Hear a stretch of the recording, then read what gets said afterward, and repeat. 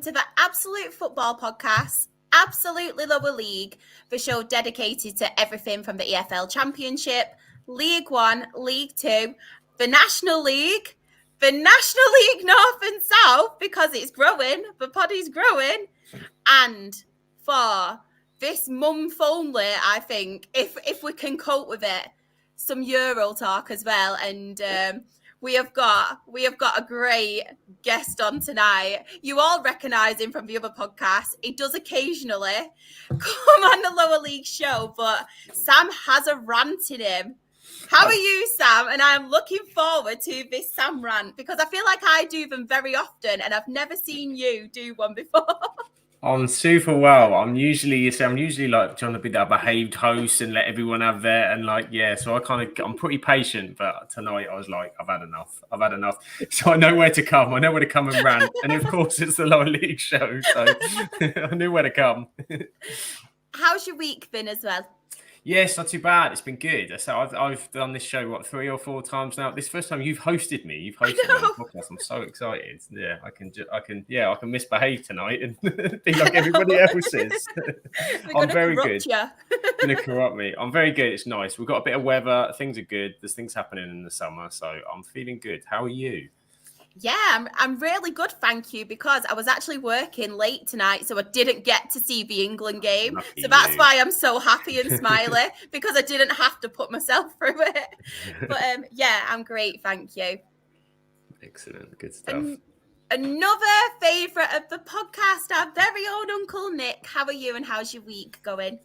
Yeah, hi, Shah. Yeah, I'm not too bad. Hi, Sam. It's I'm good. Weather's been good. You know, what's there to complain about in this world? I don't know. You just remember, you have to be very, very bad before you can be very, very good. I'll leave it at that. I like that. Unless you get bored of being good and then you go bad again. Well, that's true. It's all about the timing. Yeah. It's good to be a bit of both, isn't it? Best of both worlds. Yeah, in the moment we've just got the one at the moment, so let's have the next one. Speaking of someone very bad and very corrupting who couldn't be on tonight, our very own Claire, bless her. She is poorly tonight, so we hope you get well soon, Claire. We are missing you. We do have Kieran coming on soon as well. I think he's got a lot of Newport chat to get through, so he will be joining us later. But of course, we have our very amazing friends in the chat. We have Luke. As I mentioned, we have Claire. We have Paul as well. He's put, dear me, England. Yeah, I think that's exactly what Sam's thinking as well. But maybe not as nice. Maybe a bit more explicit. Some swear words. Good evening. Thoughts on Jack Radoni signing for Coventry City from Huddersfield? I'm not really sure on that one, unfortunately. It sounds like he's got a very great name. Radoni. I was just having a look. Yeah, a few years at AFC Wimbledon, last couple at Huddersfield. Yeah. AFC Wimbledon Player of the Year 21-22. There you go. He's ready for this. He's ready for you. Honestly, I would like to speak that high, but because we've fallen further down the football pyramid, I'm losing touch with those kind of great players.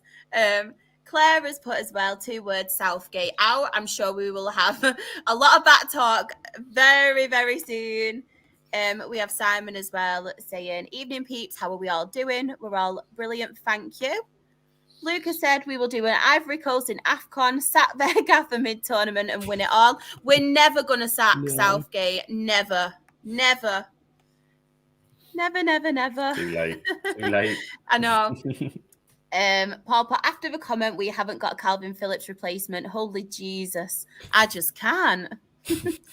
Apparently, Sam has put, the England game sent me to sleep. Not the only Sam it sent to sleep, but luckily we managed to wake him up for the podcast. It did, yeah. We have got a same old England, always pony. Pretty much. Pony. Sam as well has put, seen better non-league pictures in the Frankfurt one. Oh, it was. We would have been better off playing at Valley Parade, I reckon. It was it was a shocker. Taxi for Southgate. Before we do actually go into the football talk, there is something very important that I did want to address. On Saturday, the sad news did break about Millwall goalkeeper Matthias Sarkic, and I just wanted to obviously say that as a podcast as a whole, we just wanted to send our condolences to his family, his friends, his teammates, just anybody that knew him. Looking throughout the whole of social media, clips that I've seen online, just through people talking about him, he seemed like a really great guy off the pitch, as well as obviously being a very good talent on the pitch. And it was just awful news. So I just wanted to obviously address that because it gave me goosebumps, honestly. When I saw the news break, I don't know if you guys felt the same, but it was like, he's just so young. It's shocking, isn't it? It's just so shocking. Just 2026, wasn't it? I mean, it's sad enough when it's a club legend or it's someone and they've had a career, they've had a life, and but 26, taking the football out of it is just, it always hits hard, doesn't it? And so not only that, he played for Montenegro, didn't he? 10 days before, had a fantastic game, was looking, you just, it's a sad world sometimes, and horrible things happen like that. It hits everybody in different ways. So it's just absolutely horrific and heartbreaking. Yeah, and it puts like today's resort into perspective, doesn't it? Yeah. At the end of the day, we all love our teams, whoever we support, you want to do well, but in the greater scheme of things, it is a football game, and there's far other things going on. So it's condolences to all concerned. I completely agree. So sad, and obviously the same day we heard the news about Kevin Campbell, which is also like, even at his age, it's just no age whatsoever, and how poorly and stuff he was. So, as I mentioned before, and same again, I just wanted to send out my condolences to obviously his family, his friends, his ex-teammates, and anybody who knew Kevin Campbell as well, because what a character he seemed. And it, like you said, Uncle Nick, it just puts life into perspective. And we have our rants, we moan about the slightest inconvenience and things like that, but then you see things like this in the news, and it just kind of makes you take a bit of a step back and think, it obviously, with everything that their families are going through, it's just awful. It really truly is. Isn't it? It's, as you say, we love football, and even, to be honest, the rants are kind of fun because it's in this imaginary fantasy world to a certain extent. It's somewhere we'll go to kind of lose the real world stuff, but when it crosses over and you see and hear something like that, then it's horrendous for anyone involved with his family, friends at the club as well. I can't imagine how that's going to be for a number of them coming back pre-season in a couple of weeks. That's it's horrendous. Yeah, so sad. But should we talk some football? Yeah, let's do it. So, what football? I know we will talk first about the Euros, but I'm going to let you stew for a bit, Sam. I'm going to let you stew for a bit on Southgate and how bad the England game was, because I'm going to talk about first yesterday's games. So, I just wanted to mention first, I know it was obviously the second game of the day, but I feel like nobody has mentioned them up until obviously how the competition started. But Germany winning again, and they look very, very good, don't they? I don't know if anybody else thinks the same, but not many people were speaking about Germany before the Euros, and obviously they're the hosts as well. They've got the crowd behind them. They've a bit similar to we were saying off air, weren't we, about England, obviously in Wembley, and they had that on their side. And I just feel like they've completely gone under the radar, and they look absolutely brilliant. What do you think, Sam? 100%. I think everyone pre-tournament sleeping on them a bit. Germany as a nation have been, had an incredible year in the club scene anyway. Leverkusen's incredible title run and making the final of the Europa League. Then you've got Dortmund making the final of the Champions League, and Bayern Munich weren't at it. They still had the semi-final of the Champions League. There's some fantastic players, and it's just working. It's that they're getting that right kind of mix of excitement, and between Jamal Musiala, Florian Wirtz in midfield, Then you've got Tony Kroos at the base. Is this final tournament? It's all just kind of lining up a little bit. That's you get that story, don't you? Like, and as you said perfectly, like England 3 years ago, that home when we were all positive, everyone was. Yeah. We weren't after game 2 because we drew with Scotland, and actually it was kind of similar to a lot of probably what we're going to rant about tonight. But there's that feeling, that positive feeling. Yeah. Germany have had a difficult couple of years, really, but a difficult decade since they won the World Cup in international football. And they've kind of been the wilderness, but Germany always kind of come back, and it's an exciting young Germany side. So many talented players in there, and I think after the Scotland game, everyone was going, "Yeah, but Scotland were rubbish," and you were like, "Yeah, but Germany were also very good." And they kind of took it away from Germany that little bit, didn't they? It was more like, "Oh, Scotland is so bad," and I don't know if it's because obviously us as England, and we're kind of laughing at them because they do the same to us. But even like looking at it, everybody took away the fact that Germany were very, very good, very clinical, very good. And like you mentioned, obviously they've got the young talent, but I feel like it's kind of written in the stars for Kroos, and I absolutely love him. I think he's been a top player, and I don't think he actually gets the recognition that he deserves. I think he's quite underrated, and you don't realise what he's won and his achievements. But it's actually that's actually happened with him. And I just feel like it's written in the stars for him to win it. Obviously, they're at Germany as well. So I don't know. It might just be me because I really like him. And he's obviously won the Champions League as well. Obviously, I want England to win it. It's not looking likely with those performances. But yeah, Tony Kroos. There's a real chance for them that they've got a massive, that home advantage is massive when it gets to those tight moments. And I think Paul said it here in the chat as well. They've got such a beautiful kit as well. If you've got a nice shirt heading in the Euros, then I'm always like, you've got a shot. Everyone's positive if you've got a nice kit. But they're playing some fantastic football. I say Nagelsmann, this is suiting him kind of down to the ground perfectly.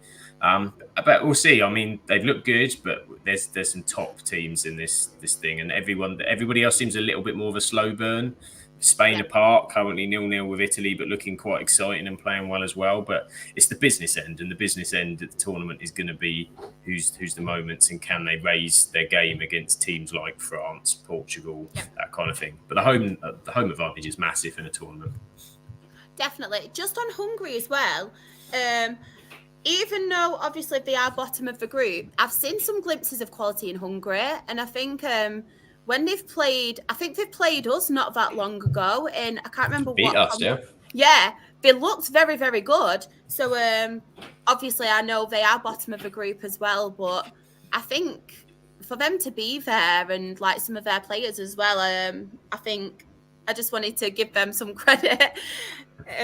Obviously the other game that we had yesterday was Croatia-Albania. I don't know if anybody caught that, but 2-2 both teams. Croatia, I thought they'd do better than what they've done so far. I really did think they'd do better, but they've not really looked that great. No, I think that's sorry, Sam. I think they've got a bit of an age inside, haven't they? So and eventually it does catch up with you. Yeah, I mean they weren't looking great, and even Modric couldn't really get them going. So no, if players like that are struggling, but sort of going back on the Germany, it's a hard one to call because Scotland were terrible and made them look really good.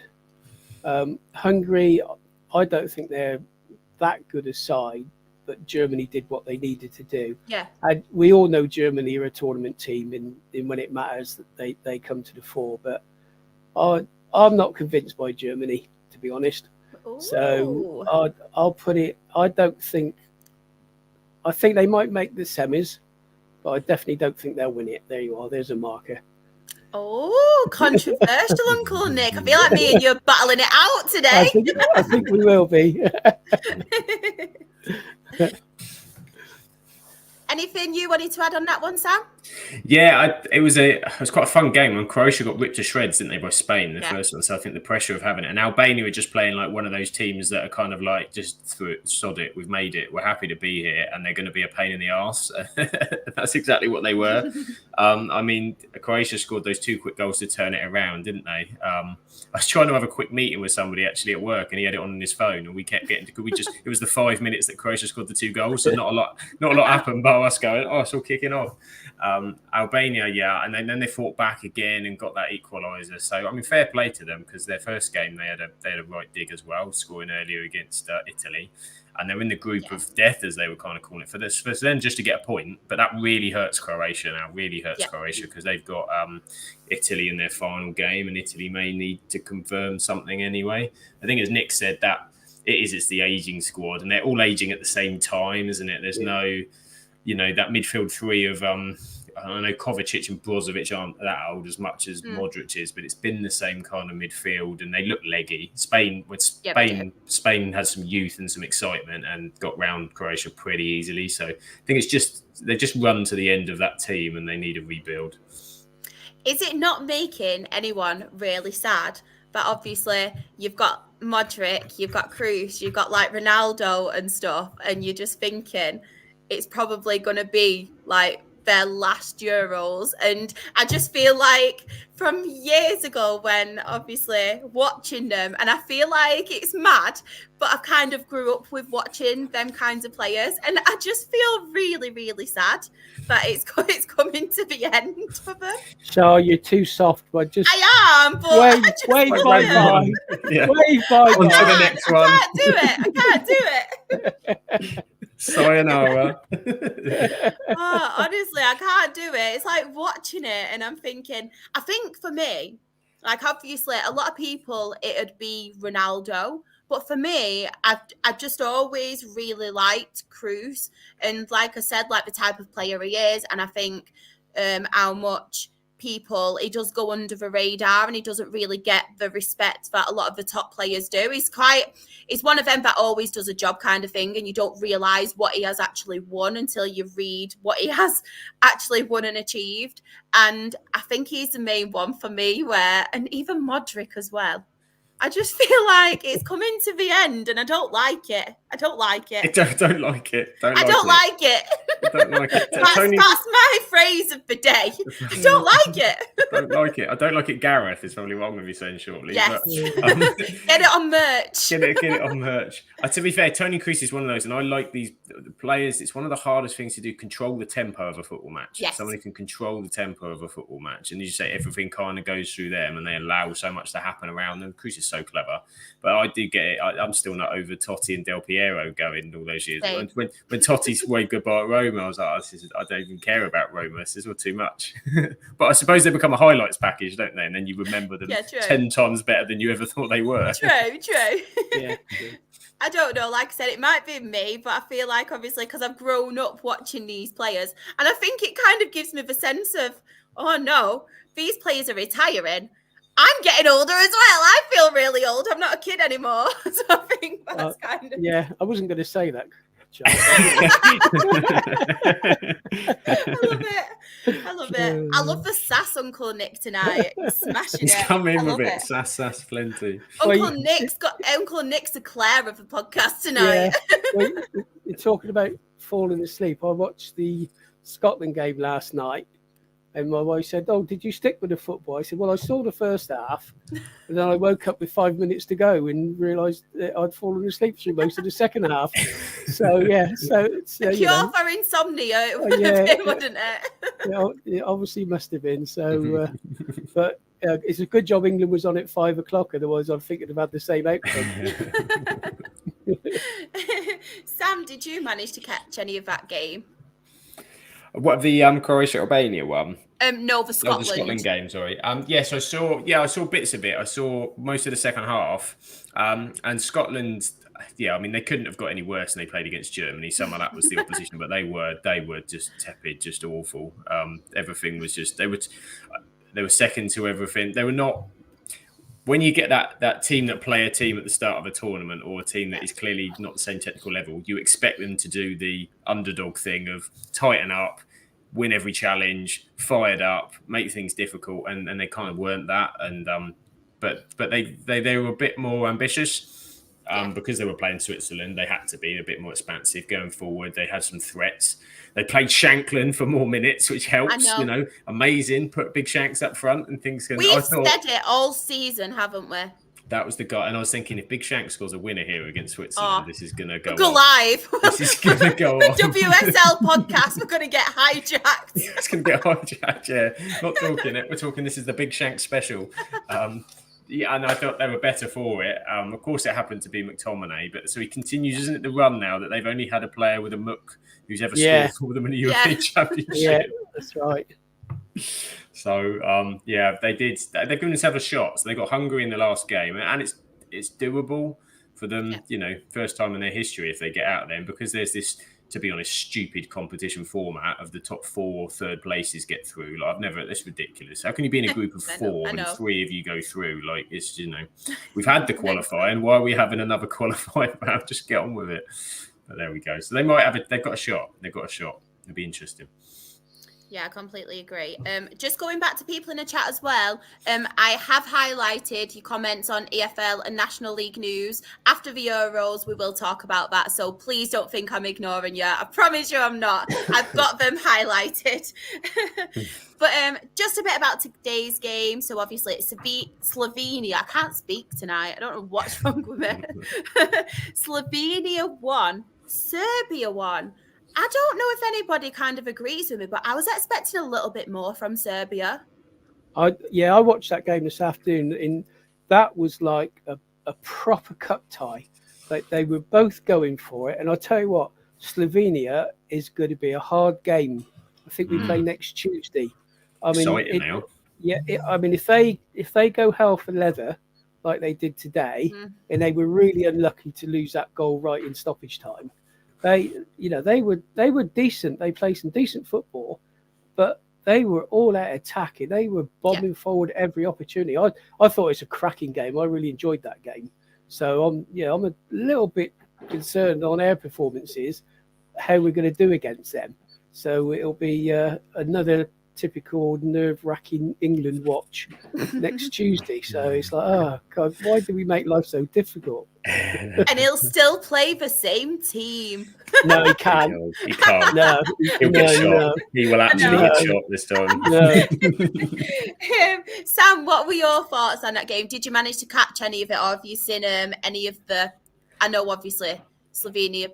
I don't even know what I'm saying. Serbia even played England and they came into the game. But as for me, I feel like I expected a bit more from them, especially with Mitrovic up front, because you know how much I love and rate Mitrovic. You do love a bit of Mitro, yeah. Of course, I was working solidly and didn't catch any of the game. But the 90 minutes that I did see... That's why I thought I'll ask first instead of going, Sam, you watched the game. I watched it. No, it was very busy. Slovenia played, same as Nick. I quite liked Slovenia. Their energy, their effort was they got into Serbia, and I thought, I think they deserved the victory over them. They were a bit bland. They were struggling, Serbia. I got how they tried to play against England, but it just didn't work the same way against Slovenia. They got way too many more chances. Benjamin Šeško up front is I can understand why the top Premier League clubs were looking at him. He's such an exciting striker, such a clever player. And they were unfortunate for them to concede late. I don't know whether that will be enough. They may need a result against England to get through, but they played quite well in the Danish game as well. They caused Denmark problems. We saw tonight, Denmark a good team, and they did really well. So it won't be a pushover by any means, and have been really good. But as you said, Serbia, Mitrovic had a big chance. He hit crossbar, massive chance, and he's been playing out in Saudi, isn't he? And he scored a lot of goals out there, but the standards and levels of football and out there you question, but he's always scored wherever he goes. He's always a handful physical in the air. It just hasn't kind of come off. Again, outside of that, Serbia I think there's a bit of disharmony in the squad because Dusan Tadic didn't play against England. He was back in, but he was very vocal about not playing the other day. And it just doesn't seem they're all on the same page, where Slovenia are a team. They're playing as a team. And again, Serbia are just one of those. I think last couple of tournaments, everyone's tipped them to be a little bit dark horsey, and they haven't done it Yeah. in any tournament as of yet. So apart from Mitrovic, and they've got Vlahovic up front as well, playing for Juventus. All That's the where their strength itches. is. The whole team is itchy. They're very itchy. Yeah. But just not enough points. Not enough points in goals. And then, of course, we will get onto it. So, the England game. Who wants to start? I mean, let me just have a quick comment before Sam goes into his rant. You watch a game like that, and you try and figure out. I mean, I'm not a coach. I've never done any proper coaching. I've been involved. I've played football. I've watched football for donkey's years. But you sort of ask the question: is it the players aren't doing what they should be doing? Is it the players aren't turning up? Is it the tactics that the manager tells them to operate under? Is it how they're trained and prepared before the game? And it's, good players that we all say we've got. And if you go through the team and you see how they perform week in, week out, someone's got to take a game like that by the scruff of the neck and make things happen. Yeah. And we're just not doing that. So it's very difficult to understand what the hell's going on. And I know it all levels at Southgate. Yes, he's the man in charge, so he's going to take the bulk of the criticism. But is it the way he sets the team up? Is it the actual team he puts out? Is it the players not doing what they should be doing? I mean, there's 100 questions you can ask about the way we perform. And, from where I'm sitting, I've got that. It's just that it's, dog's breath boring. So, I don't really know what else to say. Sam. Good God, what on earth? I think this next. What on earth are we doing? Is kind of my general overall statement on it.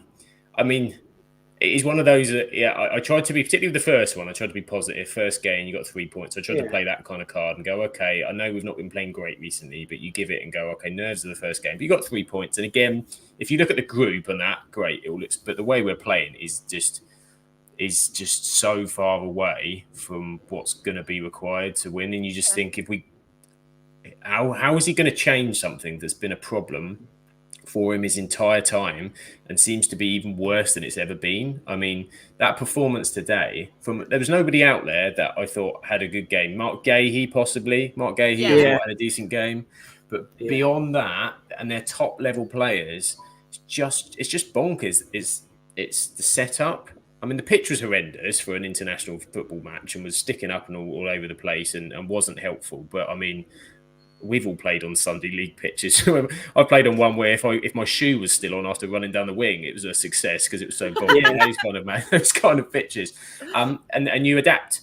And these are clever players that should be able to adapt to those situations. But I don't understand the setup at all.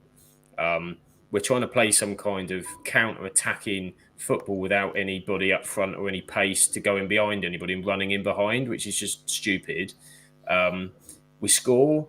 And every game we score, and we scored at a time where it wasn't like we were dominating them. We'd created a chance. It was, dozy Danish defending. The bloke was half asleep and Walker nicked in cleverly. Deflection in the box and bang, smashed him and Kane got it in close. And then we thought, right, this is what we see every time. Let's go and take the game. Let's go and take the game with the quality we've got up front. Go and take the game. And we don't. And they showed half time the graphics of the positioning on the pitch. And we dropped 10, 15 yards immediately after we score. And that's got to be South. That's got to be either that or the players do it. And then he can't get the message on because he should be on the sidelines going, push up, get up 10 yards. Get on the halfway line. Sit on the halfway line. Stop pressing. And half the problem seems to be Harry Kane in this system, because all the attacking players we have are pressing. All they play pressing football for their clubs on it. Their players, Foden does it, Saka does it for Arsenal. But Kane doesn't do it. And Kane continues to drop deeper and deeper and deeper because he gets frustrated. A bit like Rooney used to do it a bit. He used to get frustrated and come wandering, didn't he? And therefore there's no structure up front. And because Kane's not, I mean, God knows how much he ran, because he didn't seem like he ran at all. he's not running channels. He's not doing any of this. So you're not stretching the play. So everything's coming back this way. And we've not got anyone going in behind, like screaming out at half time for Watkins. I mean, I'll read this because my mate texts this to me. And I say, I'm not taking credit for this because this is brilliant. This is all him. At half time, he said, where was it? Harry Kane is basically so deep, he's giving Pickford a lap dance, was his comment to me at half time. So I thought was just absolutely spot on. I love that. But it's just, and then to change the game, he reacts too slow. The first change is Conor Gallagher, bit of energy, but again, you're looking at some of the players that are sat there that have got creative quality, and the players that are out there look leggy and tired. That's some of the players too, maybe the pitch. But it's not one isolated game, is it? If it's an isolated game, then you kind of go, look, we've all had crap games, you know. We watch teams that have crap games during the season. It happens. It's part of it. But when you see the same thing time after time and time again, exactly, players that drove me mad because, as you know, I'm a Manchester United fan. To see Manchester City players spraying passes, missing places everywhere, never ever happens. When do you see Kyle Walker, Phil Foden giving the ball away like that? Yeah. John Stones. There's so many things that aren't right. You know, Stones steps into midfield for City, doesn't do it. Southgate's obsessed with having two holding midfielders. We're not far enough up the pitch. It's the same thing we've been saying time after time again. We're not adventurous enough. We don't get the best out of our attacking players. We're handicapped because we've got no left side at the moment. There's no left backs making a big difference. Foden out there is coming wandering in, which helps some things and other things it doesn't. And it's just the atmosphere is awful. Yeah, Man U exactly. It's very similar to some of Man United's performances this season, where you're going, "What are we trying to do? I don't get what the plan is." But Southgate's had bloody 8 years with this lot, and he's got, you know, we've got an aging Casemiro in midfield. He's got Jude bloody Bellingham. You know, exactly. You've got the Rolls Royce, and you're driving him like a Skoda. Exactly. It's absolutely insane, and so you look at the big picture and go, okay, last time around, we were crap against Scotland in the second game in the last Euros. And then we picked up a bit. We got that good result against Germany in the tournament, sparked into life. It can still happen. The players are good enough. But I think, as you said, they're almost going to have to take charge. As Nick said, you know, we got through the Serbia game because Bellingham kind of did that a little bit. Yeah. Bellingham had a very good game. Didn't have a very good game tonight. And nobody else came to the forefront. So he's going to have to do something completely different. The Trent Alexander-Arnold in midfield, and this isn't having a go at Trent because I've seen a lot of stuff, and Trent's playing where he's been told to play. He's not a midfielder. And if they think he's going to be, they're trying to train him in the position. You can't do that in an international tournament. It's ridiculous. But they would have been better off because Walker had a shocker, putting Trent at right back when they taken Walker off. Because you probably killed Trent's confidence as well at the same time now by taking him off twice in 2 games. So midfield structure's not right. It's tepid. It's boring. It's just, you know, I feel like Kieran here. This is what Kieran does. It just goes negative. He's here waiting, and I'm purposely not letting him in because we're talking about England. Yeah, don't let him in. Don't let him in. No. I'm going to talk England, and then I'll let him in. It's to summarise, it's shabby. It's shabby, and it's got to improve. But we're all watching it, going, we don't think I've seen this story, and I've also seen how it ends. That's the worry. This is also frustrating as well because we've all seen what kind of player Declan Rice is. He's absolutely quality, and even for the likes of him, and because obviously he's in with Trent at the minute, and I just feel like he's just playing too many players just out of position, and then it's getting the names in. I saw someone, they said the other day, you know, you look at other nations and they've got players in positions that they don't play. France don't play Camavinga, who's just won a World Cup with, Champions League with Real Madrid, because he doesn't fit the system. They'll play Rabiot and they'll play Kante, who aren't the most exciting players, but for the system, it's right. And we're back in the Lampard, Gerrard, Scholes thing again, trying to. He's like, let's get them all in, and somehow it will happen. But it's top level. It's top level, and it's not happening. I just wanted to bring this comment up as well because I will defend Southgate on this one. Like, I don't want to because of everything, but a lot of people used to moan at Southgate for not for saying he'll pick players on form, but then he didn't pick them on form. And I feel like this time, to be fair, he has picked them on form. Rashford's obviously not in. Grealish isn't in. And I think it was actually Kyle Walker who came out and said, obviously, you need to be on form throughout the whole of the season to get picked for your country. So I do feel like, in a way, I am defending Southgate in that aspect, because I feel like there's so many people who've been like, no, why is such a body in? You need to pick such a body because he's on form. And because now Rashford and Grealish, two players who I don't think they deserve to be there. Personally, I think for players like Cole Palmer, you have to play them, obviously, like Cole Palmer, like Jarrod Bowen, people like that, Eze, I think they do deserve to be there because I feel like they perform better. Don't get me wrong. I think Grealish and Rashford, if they were there, could change a game because they are capable of doing that. They are very, very good players. But I do not think Grealish and Rashford deserve to be there because of the way they've played this season. I don't know if anybody agrees with me. People have difference of opinions, but I feel like we can't go on and say you have to pick players through their performances, but once these players don't get picked, say if he should get picked. Yeah, I do. I completely agree, Sharp. Yeah. I think he's got. There's always a syndrome with international tournament. We have it with clubs. There's no player that becomes the best player in the world, but the one that's injured, the one that's not available. As soon as you have a loss, that guy was about, and then 2 weeks later he's in the team and nothing's any different. And I think the other thing as well was like it might have taken Grealish, but Grealish might have been sat on the bench next to Anthony Gordon and Cole Palmer. Exactly. He's got Anthony Gordon, he's got pace, he could do something. And I think Gordon over Rashford, because Rashford had been poor this season. And I saw everyone in the pre-stuff talking about Rashford, like Rashford can do this and do that. And I'm thinking, I've been waiting 8 months for it. Week in, week out, I've been thinking that. Yeah. He's picked the right, it's just a case of, it's the easiest thing to sort of, if that player, we've got that player. But we've got those players.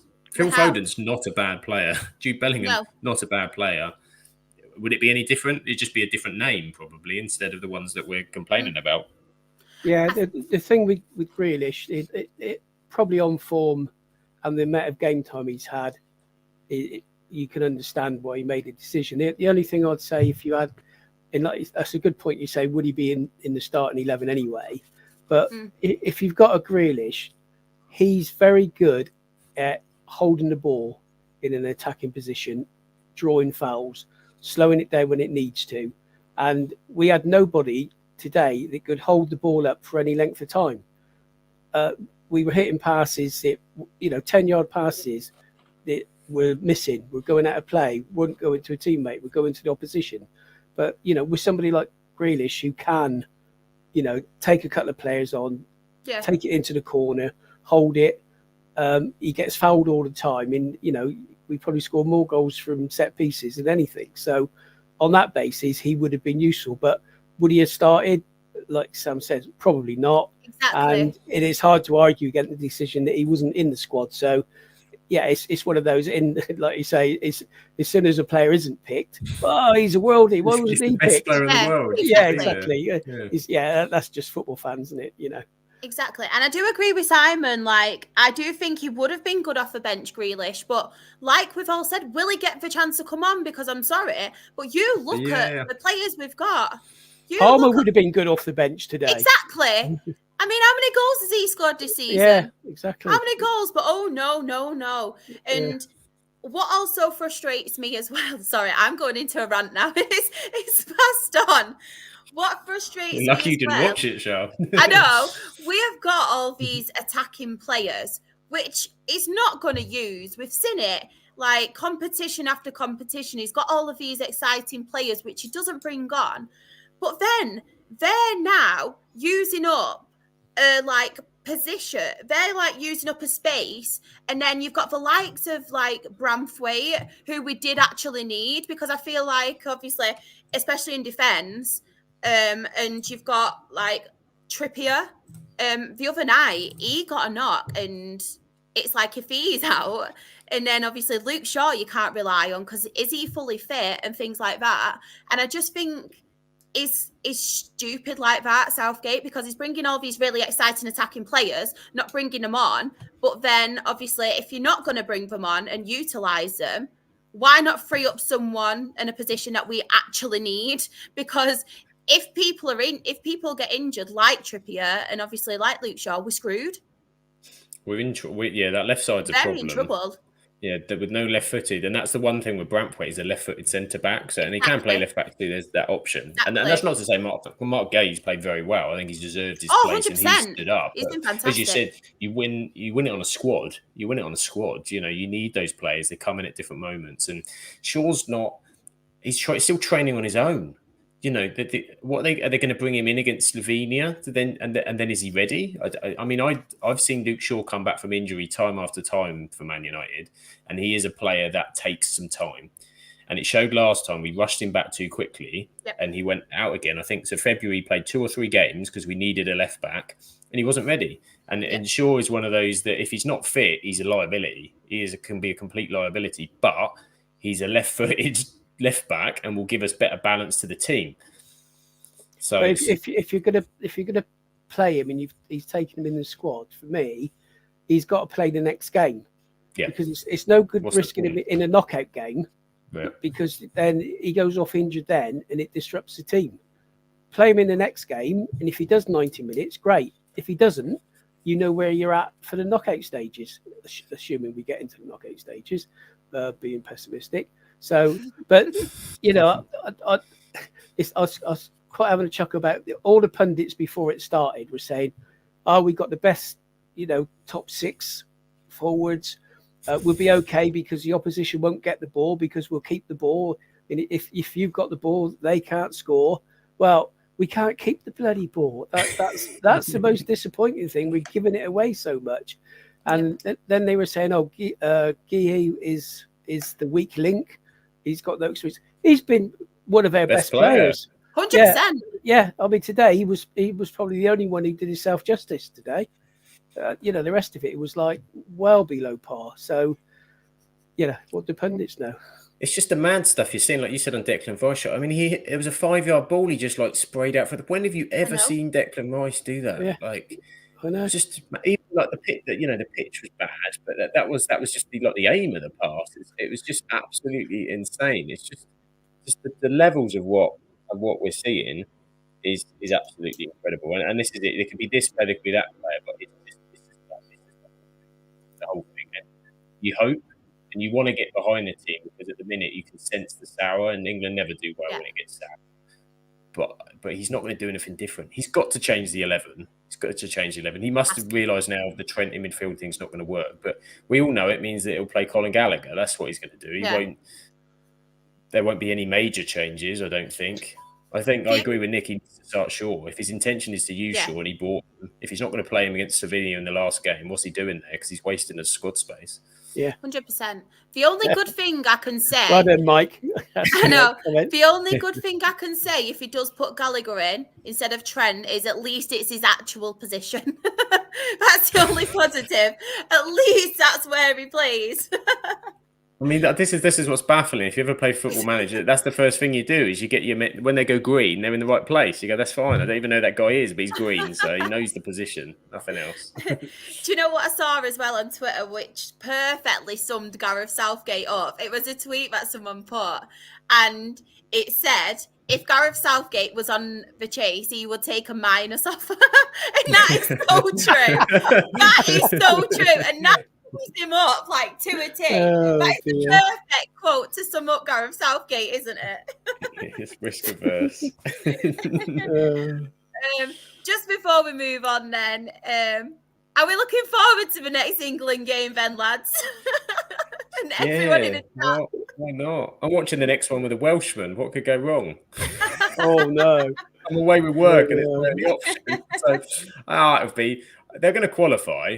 You know, they've got 4 points now. It's just a case of how turgid it's going to be, and then we'll see. You never know.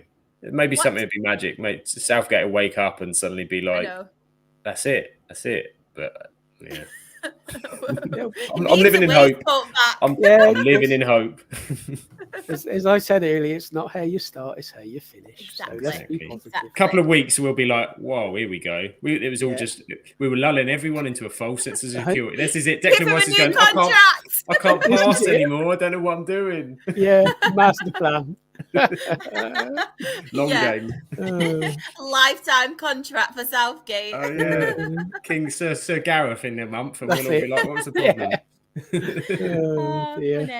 Funny. We will bring, now we've finished the England chat, we will bring on Hey, look at him smiling. Happy boy. I could see him down there, and I was like, do you know what? I'm going to leave it and leave it and leave it. Oh, you know How what? are you? I'm fantastic. That was better than any comedy movie I've ever watched in my life.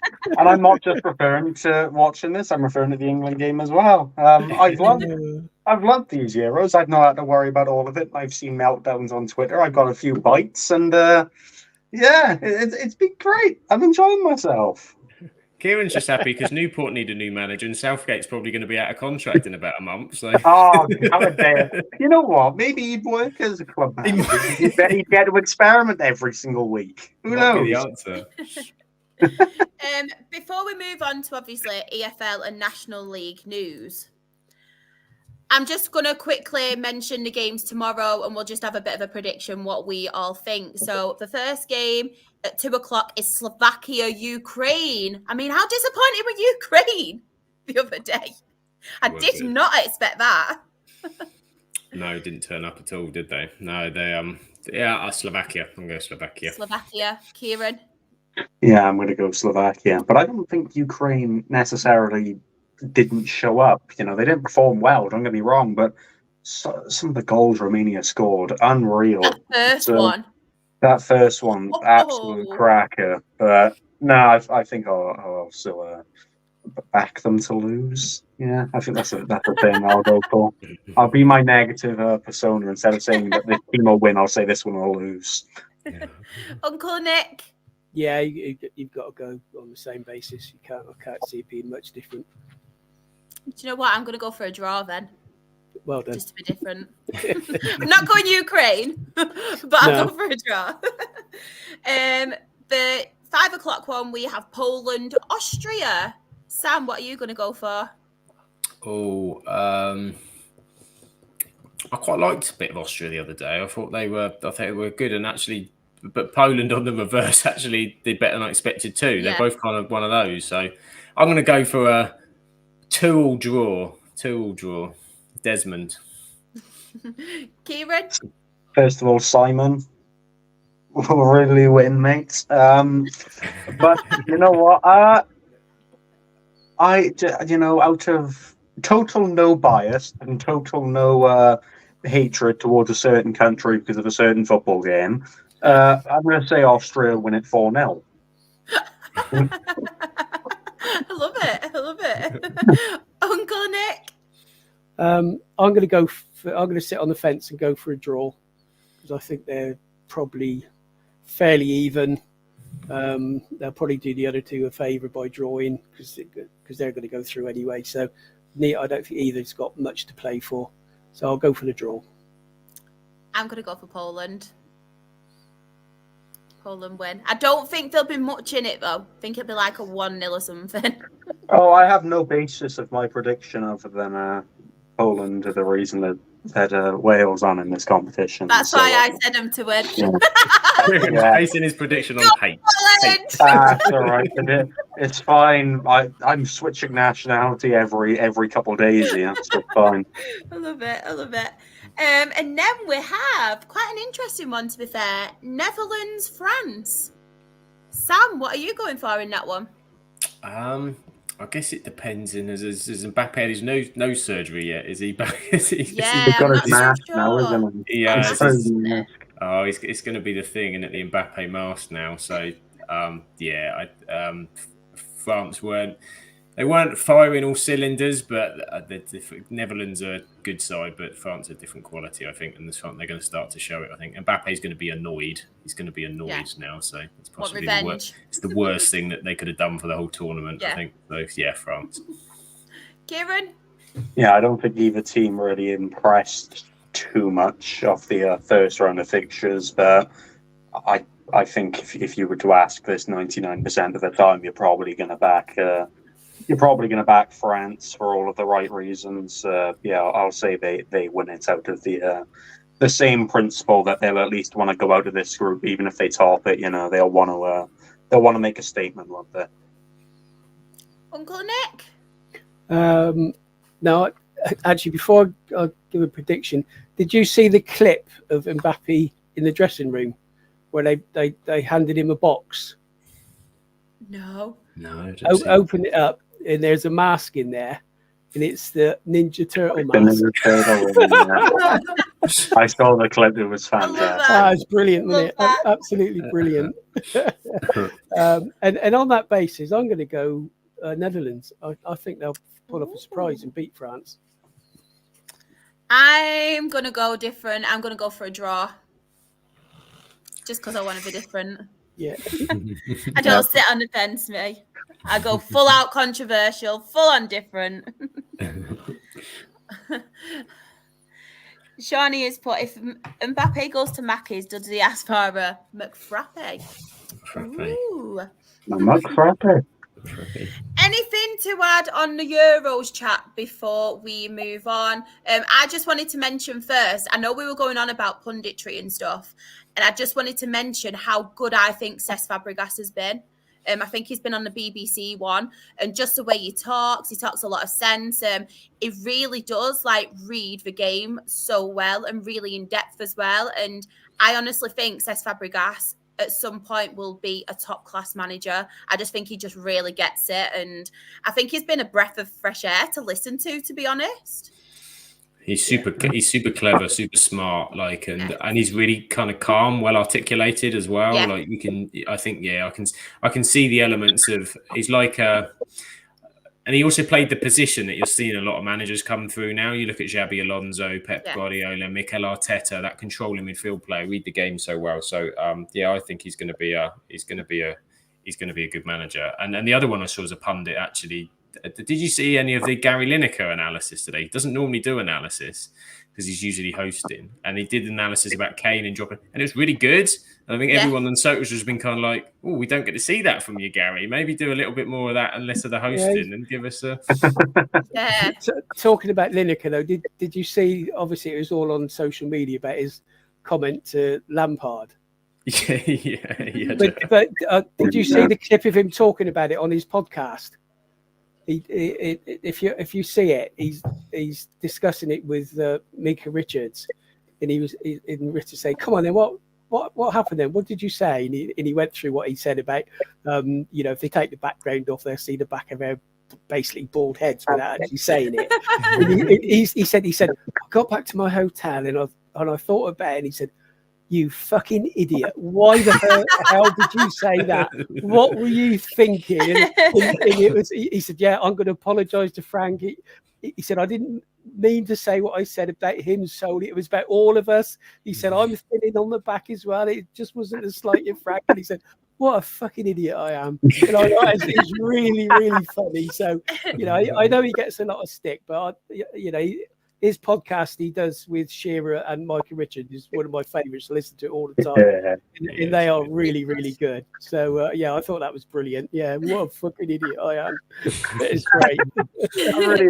I really enjoyed some of the punditry today.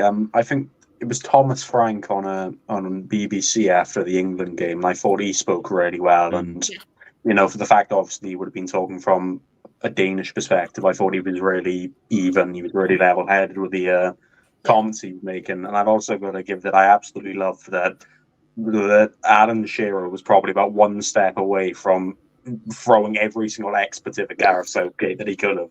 He was absolutely fuming.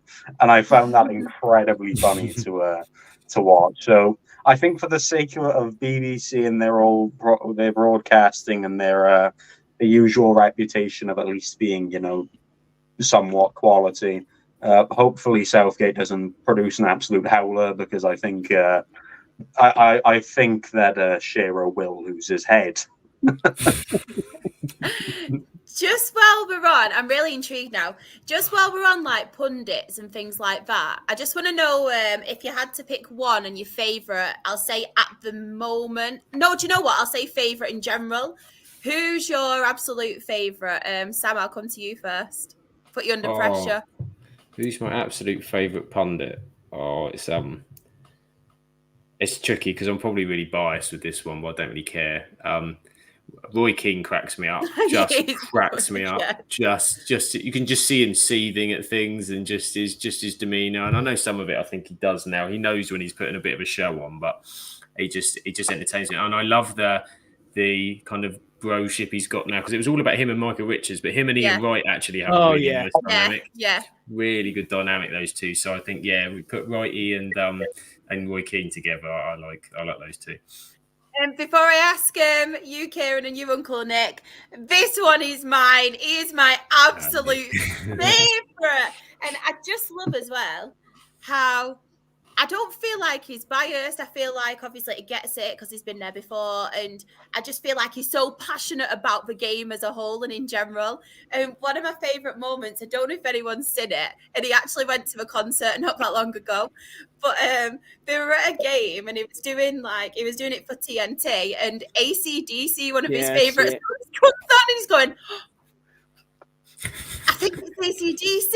And he's like, is it the drums coming off? I think it's, if something comes in now, it's that song. And he went, it's AC/DC. And he got so excited. And I just so absolutely love Ali McCoy. So have you seen that? Have you seen the clip of him and Laura Woods as well? And she's asking him, I think, about who's the best player in the world in his opinion at this moment in time or something. And he says Zaha, and she's like, they're going, Wilfred Zaha. She's going, I meant Salah. Yes, honestly, I love him so much. And he's just killing him. But then he's just like, Wilfred Zaha. I've said it. I'll stick by it. Wilfred Zaha is the best player in the world. As well, someone I've not gave credit to, and I think he's been really, really good during this Euros. Andros Townsend, I think he's been very, very good. Yeah, some good players. Townsend's one. I think Joe Hart's not been too bad either, actually. I really, really like Joe Hart. I think if he sticks with this kind of punditry thing, he probably will be up there with my favourite. Yeah. Kieran, sorry, Uncle Nick, go on. No. I was just going to say, I think there's a difference between being a pundit and being a co-commentator. And I think Ali McCoy is more of a co-commentator. I haven't seen him that much doing punditry, but he is a brilliant co-commentator. I love him. Yeah, he is cracking. But I think, agree with Sam. When you get the likes of Wrighty is just next level, him. and Roy Keane just for, and like you say, he does most of it on purpose. He knows exactly what he's saying, and he is right most of the time. But he is, such a good sense of humour, and he's really, really good. Really good. Actually, and Shearer is really good as a co-com on co-coms. He's really good on that. So there's some good ones around. Oh, I feel like me and Ali McCoy could be the dream team. I'll be pundit. He can be my co-com. Yeah. Yes. Brilliant. We'd be brilliant. Get him on the pod. Get him on the pod. Get him on the pod. Watching, Ali? Yeah. On the pod. I'll play AC/DC.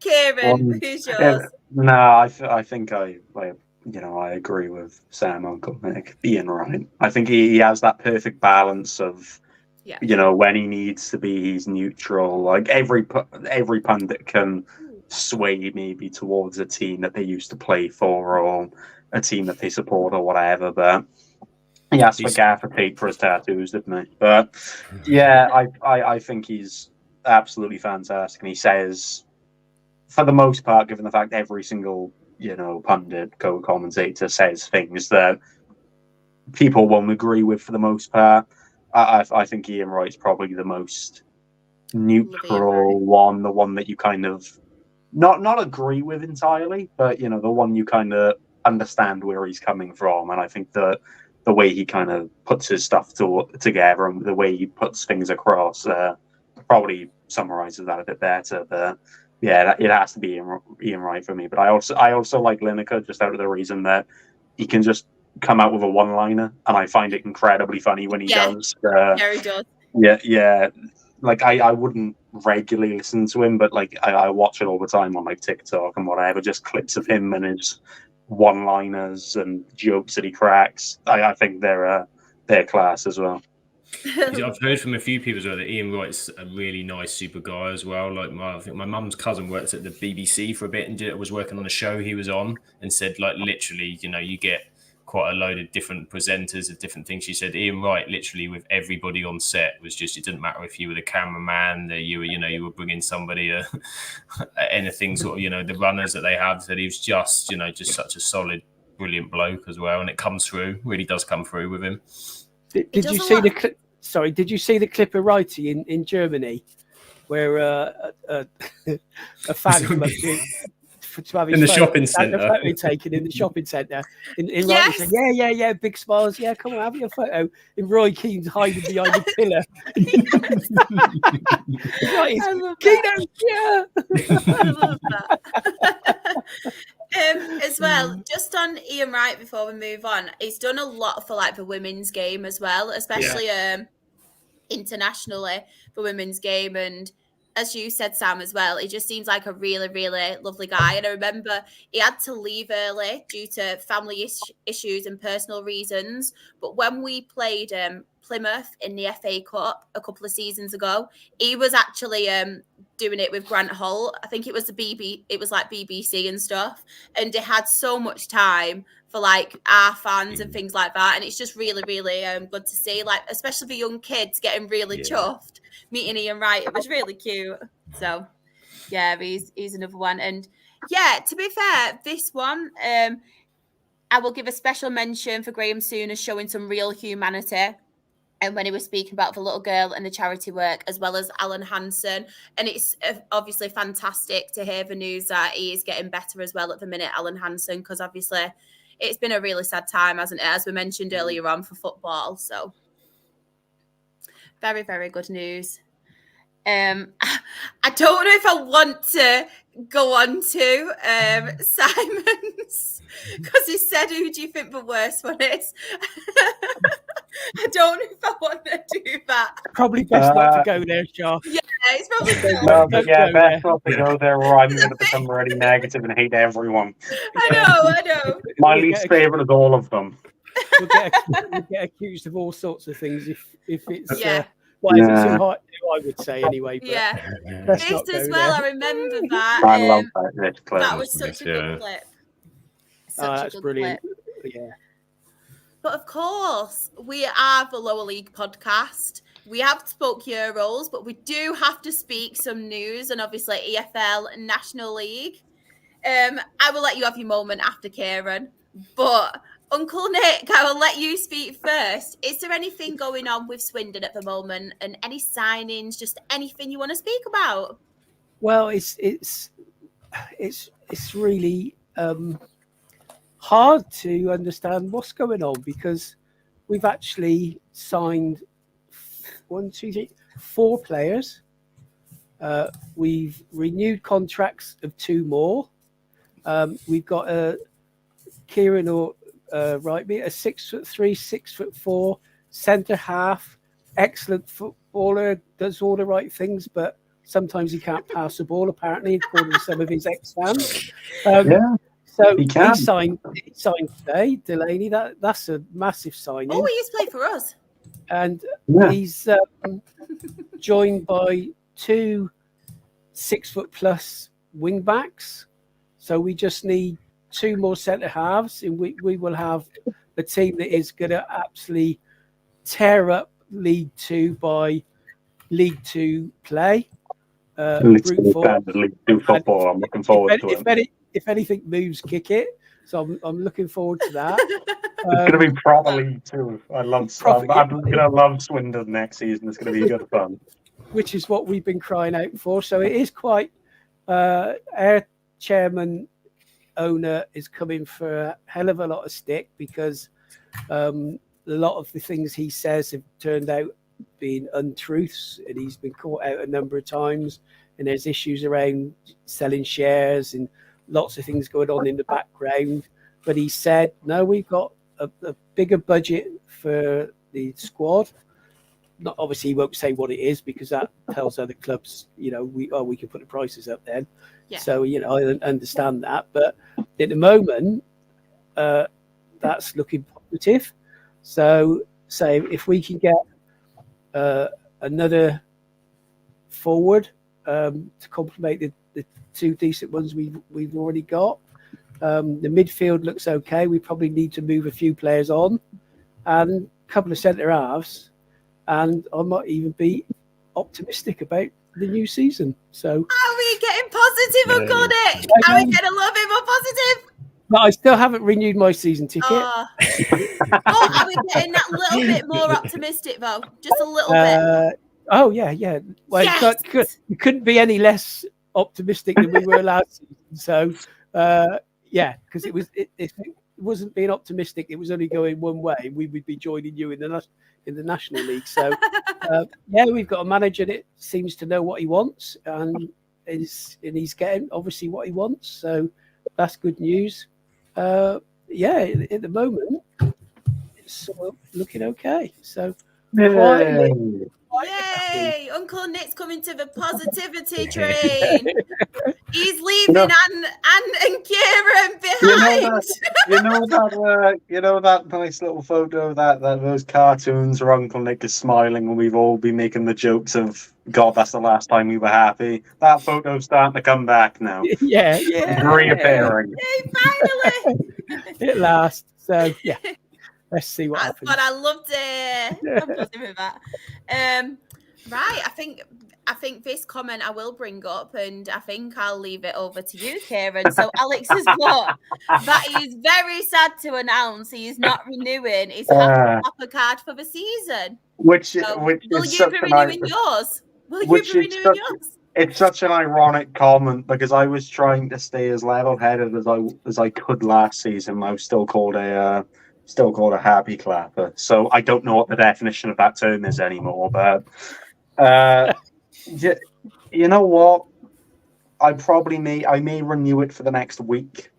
But if you ask me again in a week, depending on how this next 7 days goes, might be a different story. But we had about 3 weeks of very minimal news. We had a few club updates which gave us insights, and I've talked about them on previous shows regarding that we wanted to lower the age of the squad, and the ambition is to almost run like how Rochdale have, develop players, sell them on, renew the process. We want to kind of take that club module, which is the one that Swansea used to adapt really well.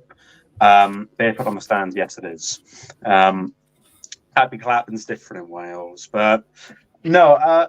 So today we've had probably one of the bits of news we were expecting. We were kind of just waiting on when it was announced. That was Ryan Delaney moving on to Swindon, which I understand why, based on the statements that were the statements that have been produced and the statements that have been put out. I understand why he's left, because I think he's pushing 30 and he really wants to lower that average squad age. And nothing wrong with being 30 and over, by the way. Everyone. Nothing wrong at all. But I guess within the prophecies of Hugh Jenkins and the way he wants to run the club, there potentially is. But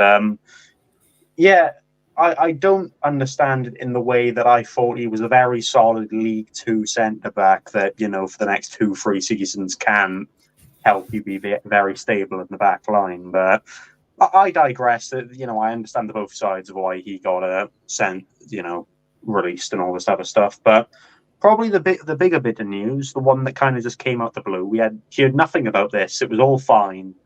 And then all of a sudden, I think the statement came out at 10 o'clock this morning that Graham Coughlin has been relieved of his duties, which was immediate reaction was, why has that happened? Over the past 20 months, in the first season, he saved us from relegation because we were within that boundary, and I think he pushed us up to 15th in the end. And then that second season, he went through all the summer departures we had.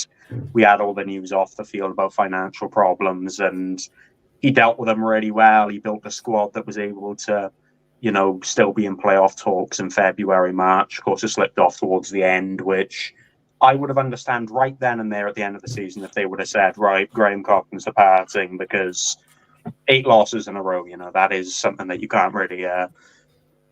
you can't ignore that at the end of the day, regardless of the fact we were already safe and we achieved or overachieved ambitions anyway.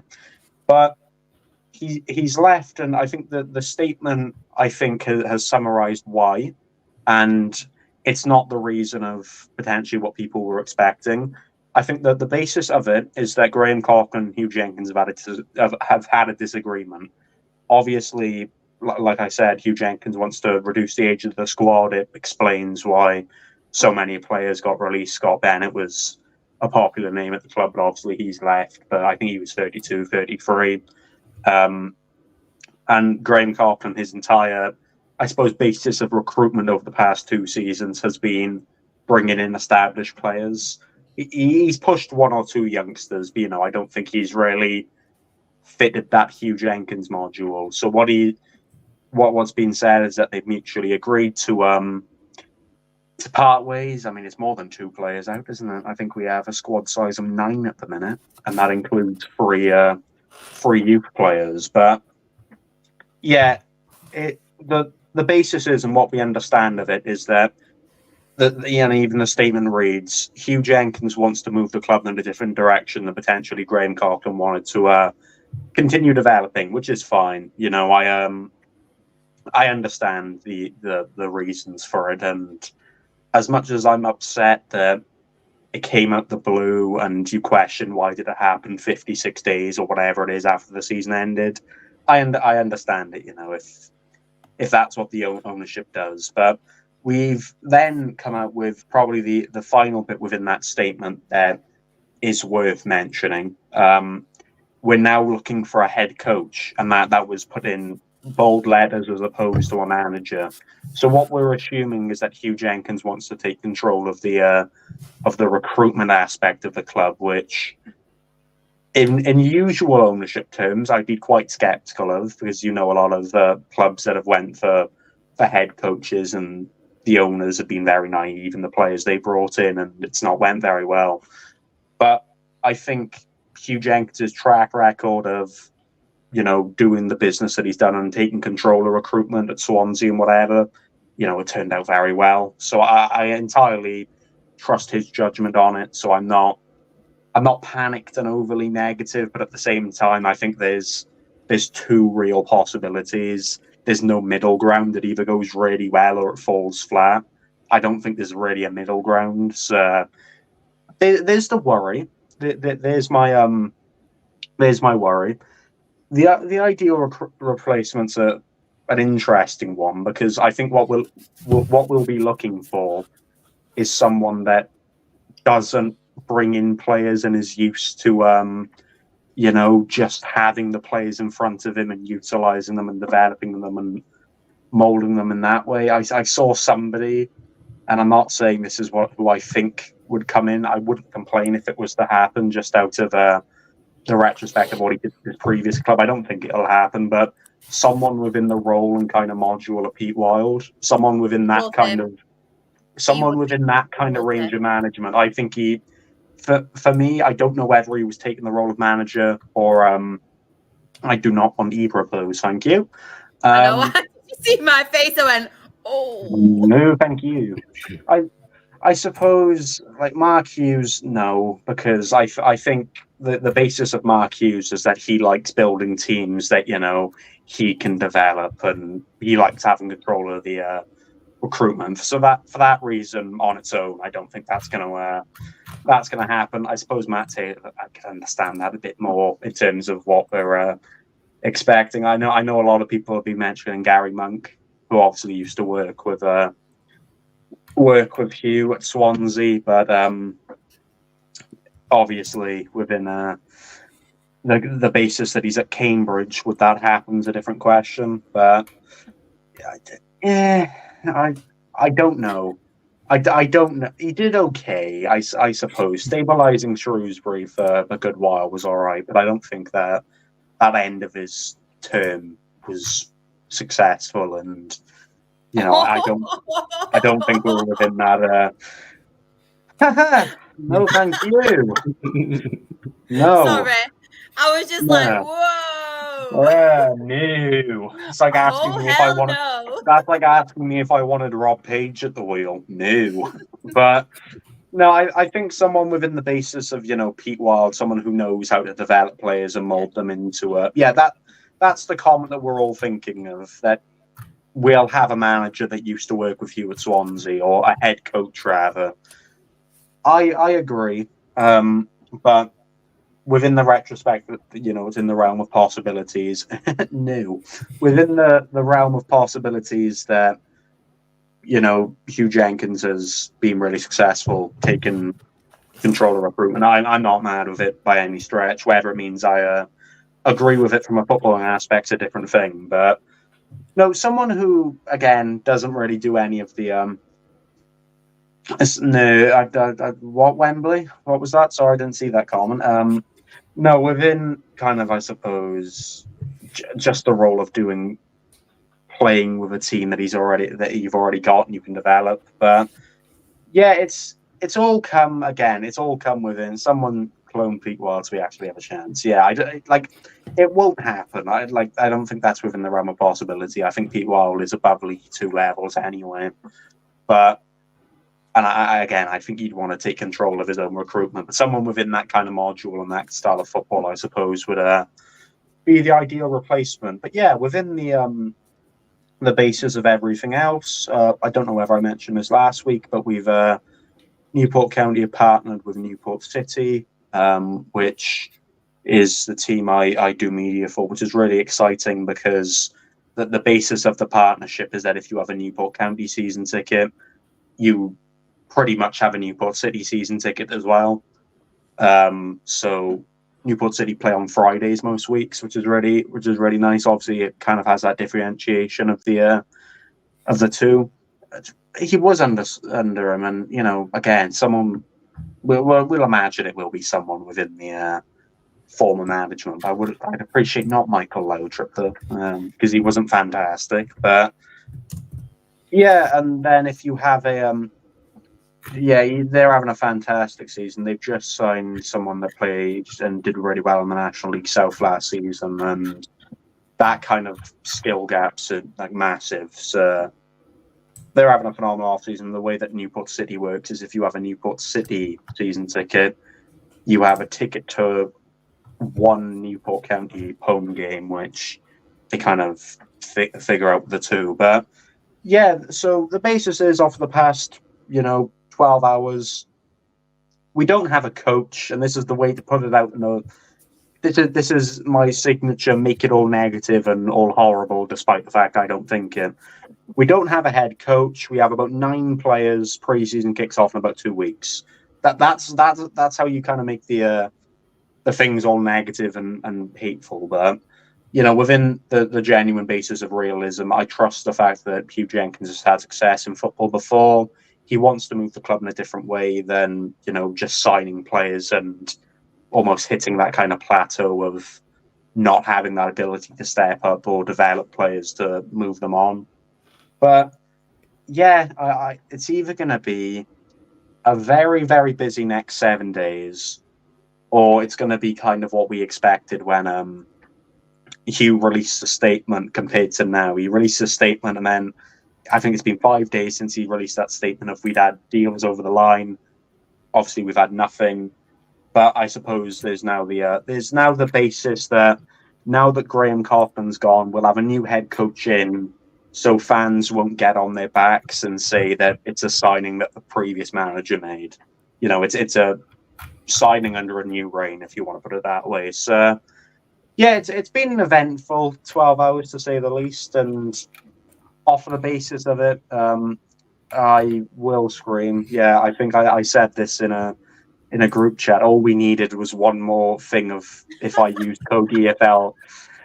Sorry. I think That really made me laugh. yeah, no, that was the Yeah, I put it in the group chat and it was put out on Twitter as well that the last thing we could have that would send us over the line is use code EFL5 to get £5 off your first Carabao energy drink order.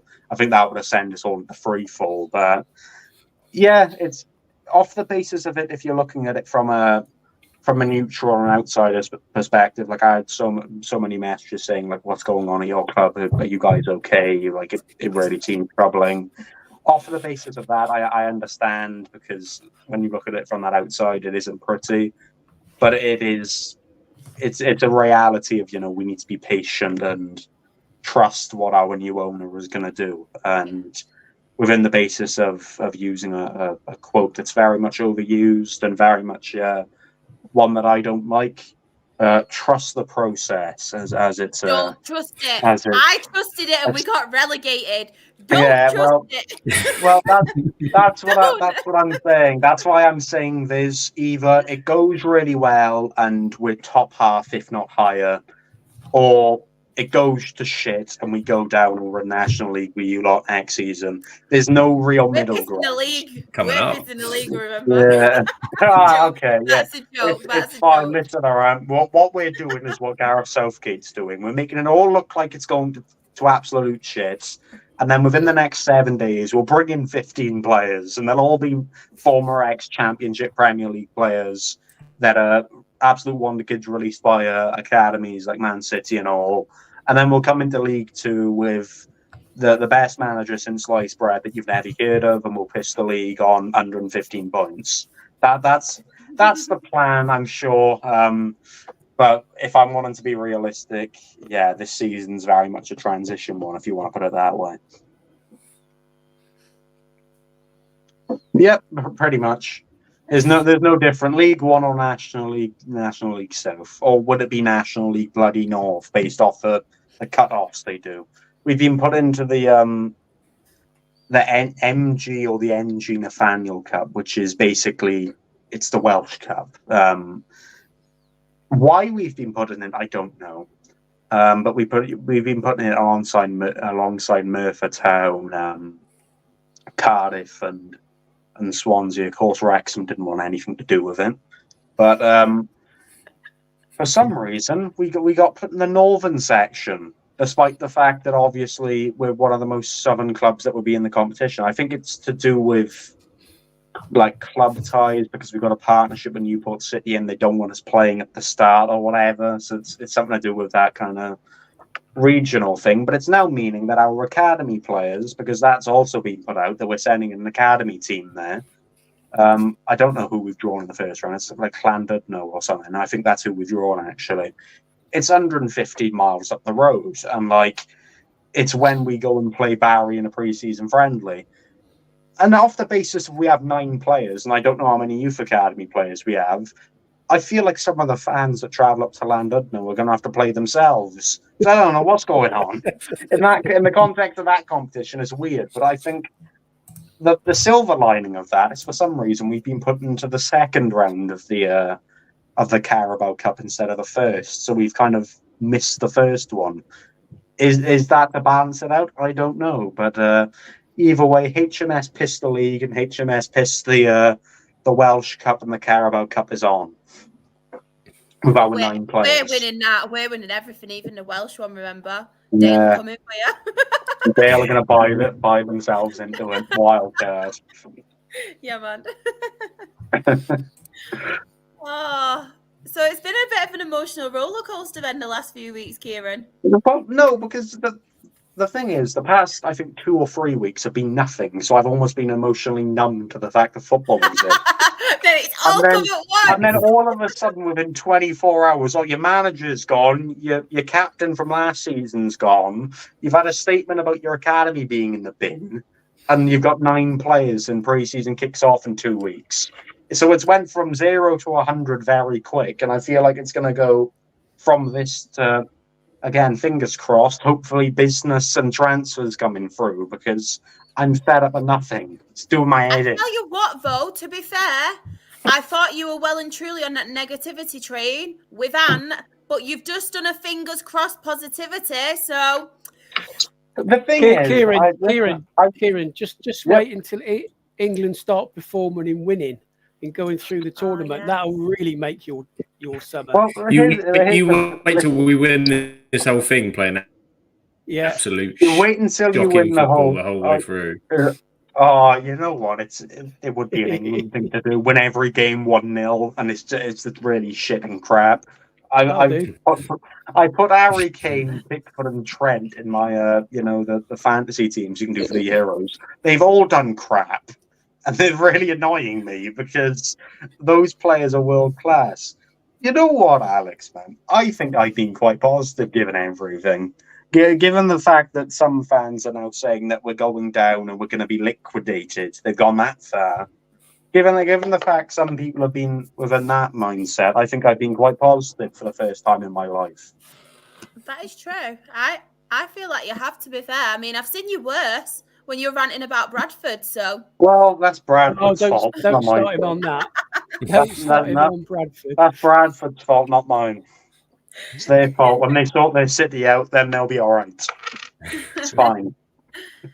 I know there is a few comments as well about people in the chat and their clubs. If there's anybody else that does want to mention any news about their clubs as well, feel free to send a message and I will read it out. So first of all, we've got Michael. He's put, can I get your thoughts on the Never transfer, Shah?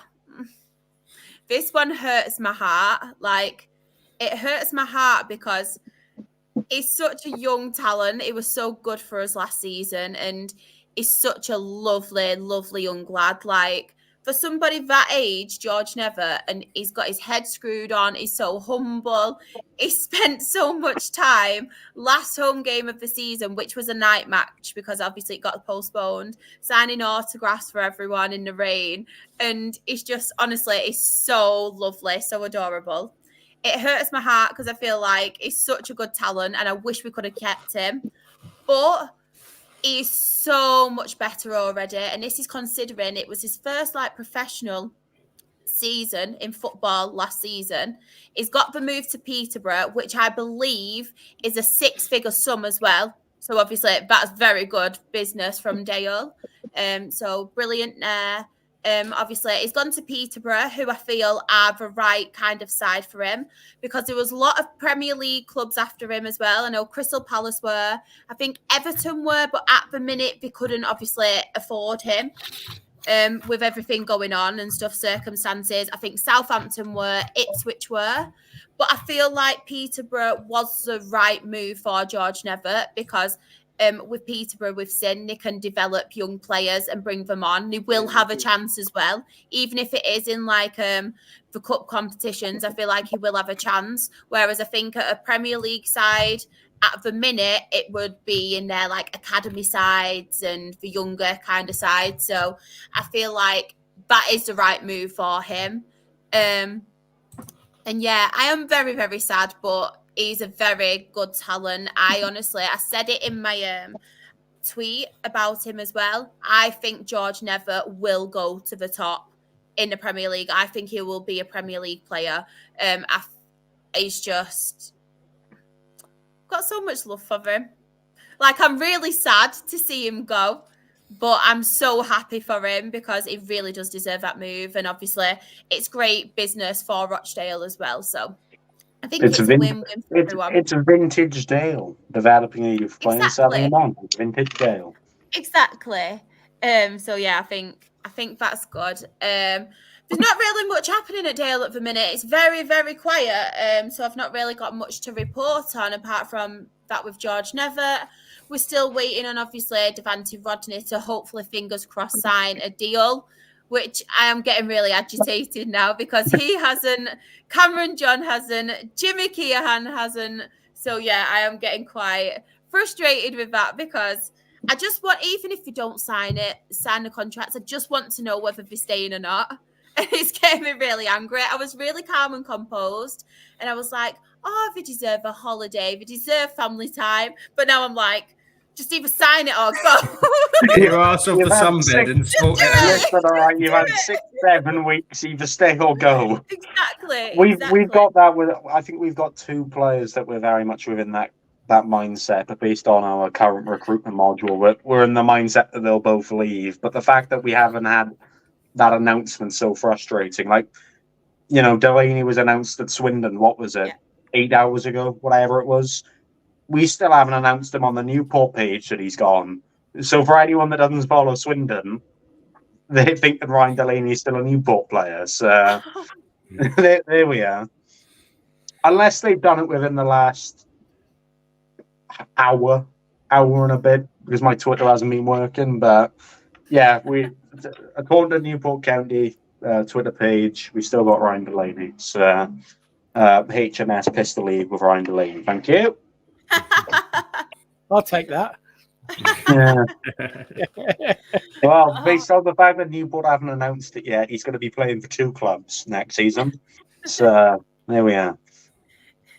Just while I'm obviously on the subject, I mentioned obviously George Nevitt going to Peterborough.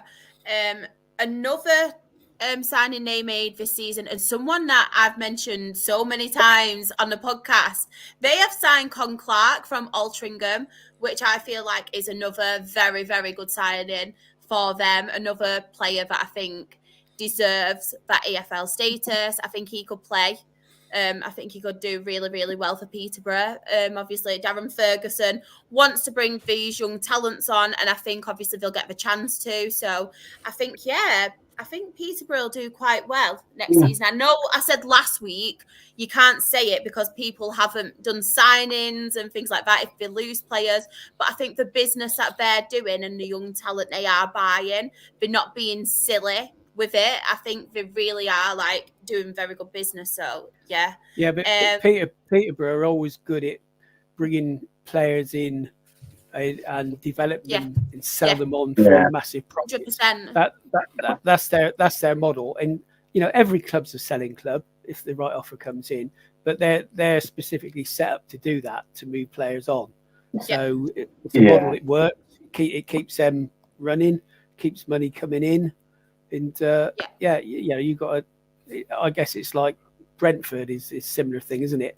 They bring players in and sell them for big money. And if you get it right, it's the way to go. But it's difficult because you never know how they're going to develop, especially with young players.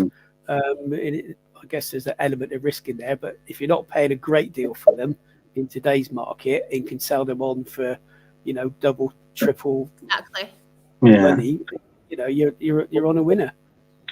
I think the basis of signing in terms of Peterborough, obviously, what they've done for a good while is they've signed players from kind of National League up to that kind of League One stature they've had. I think that is probably the safest and also potentially the most beneficial kind of market to go for, because when you're signing players from the National League, for the most part, you're not paying stupid money, and just from players having that status of being an EFL player because of the way this buddy market works, your value's already gone up just from being that EFL player from National League. And again, where depending on kind of how you see it with the players people have signed, even if they just play, in the Bristol Stream Ogres Cup, they get a few minutes off the bench in the league and everything. You'll notice even if they don't perform particularly amazingly, their value will still kind of double, if not triple, regardless,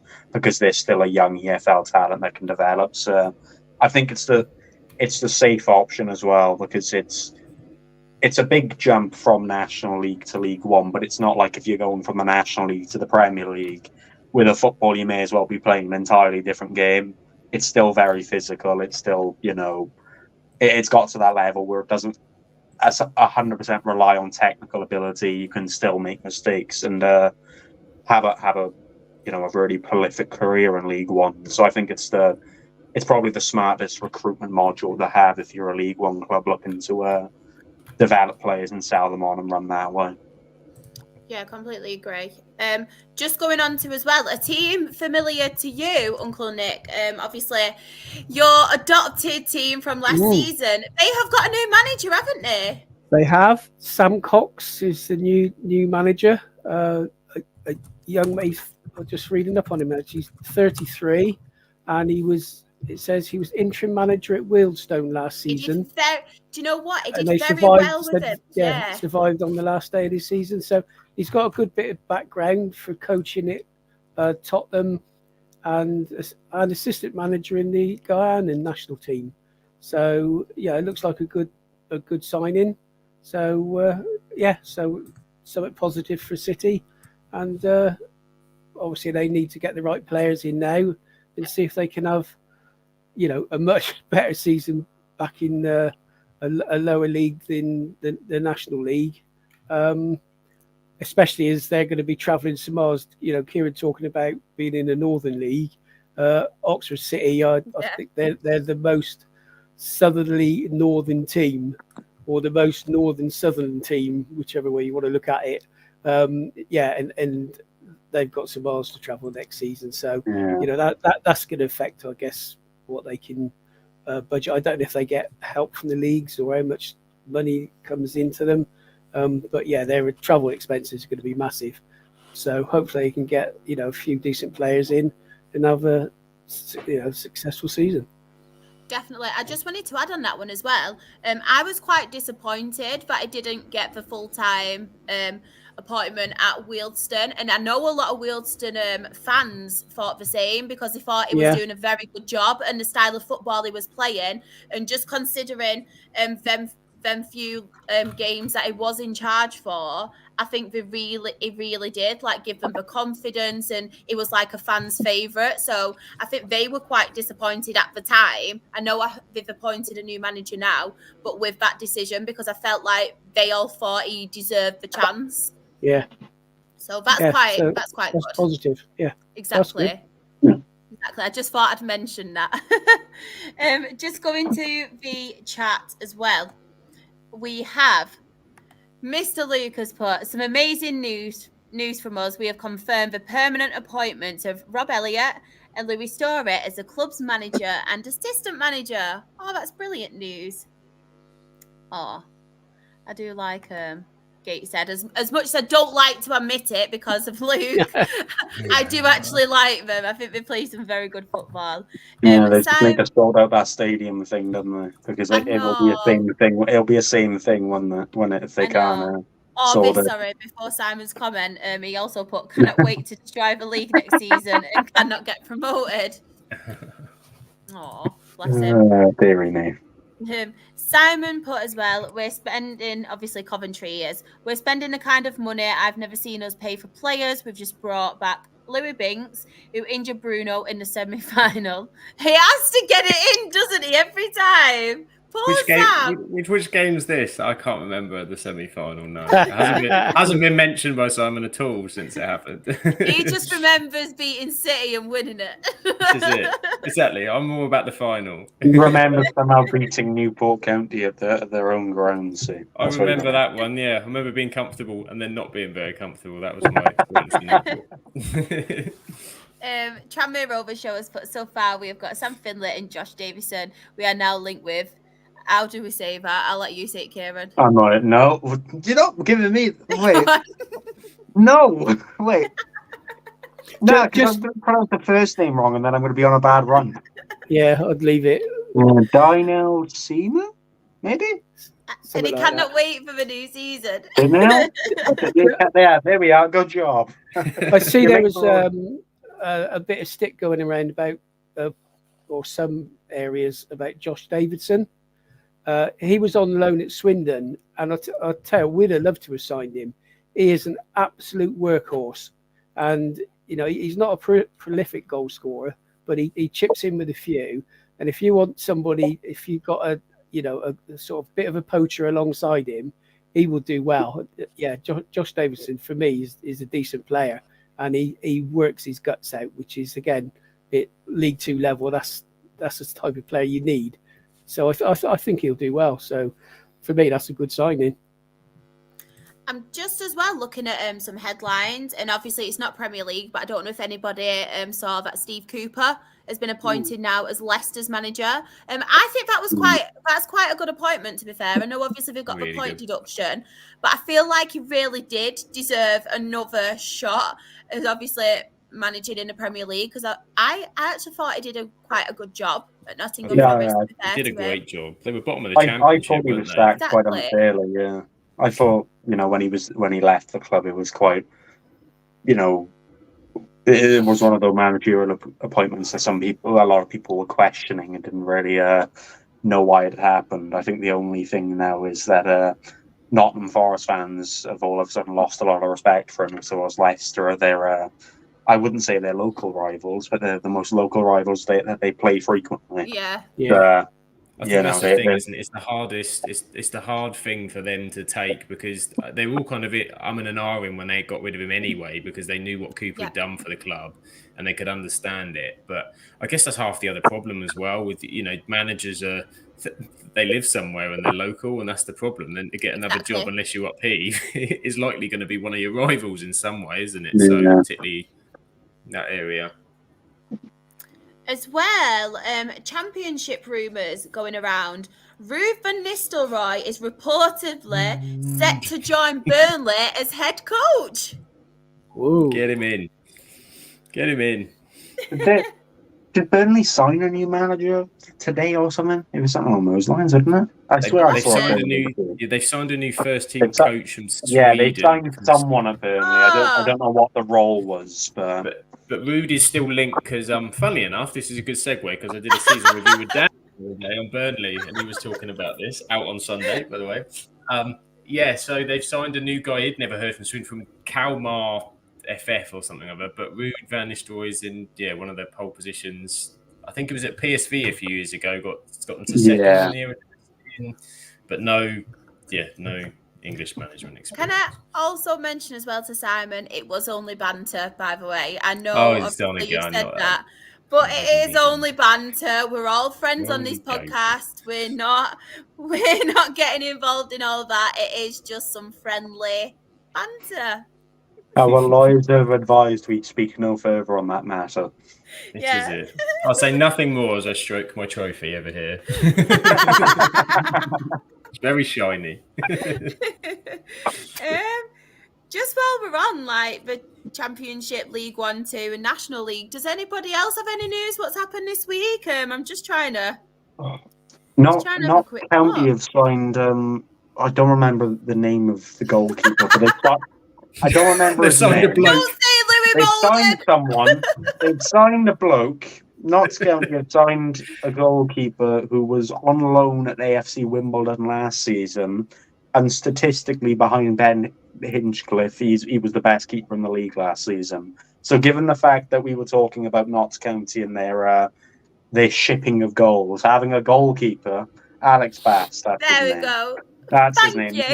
He was signed on a permanent at Notts County, if I'm not mistaken, two-year contract, something along those lines. And given the fact that he was mentioned that, again, statistically, he was the second best keeper, and he kept this many clean sheets in what was kind of a really difficult league to do that in. And given the fact we were talking about Notts County and conceding so many goals last season, that's a massive coup, because if they can't sort out the defensive problems, at least make sure that the guy that you have in between the sticks is more than capable of preventing a lot of the goals. I think that kind of, it's not that their former keeper was bad necessarily, but that's an upgrade to say the least. And obviously with Simon's comment, I will go back to it. I'm glad we're all friends. We are just having jokes. Don't worry, everyone. It's a friendly podcast. Come on. Most of the time. Yeah. Apart from when Claire's on and it's not. Unless you wrong Claire and then if you wrong Claire, then you get absolutely smoked for half hour. I learned that the second time I came on this show. Just on this as well, Chris's put, Spennymoor Town have signed a new player, needing some players, especially need goalkeepers. We still haven't got a goalkeeper either. Hint, Louis Molden. Hint, Louis Molden. That's the one position we have. That's one of the positions we have. We have a goalkeeper. I think we have something along the lines of 3 centre-backs, a right-back, 2 midfielders, and a couple strikers. That's about all we've got, but there we are. if anybody does want to know as well where Claire is tonight, we don't She's know. pitch We invading. don't know what pitch she's invading, but she was She's supposed to be invading on. a And pitch. yeah, she's invading a pitch. So Yeah. where's Claire? I hope it's not the one that England were playing on. She'll go arse over foot. She'll try to run over that. I'll tell you what, Hamid. Do I go back to it? Do I pick the low hanging fruit of Bradford?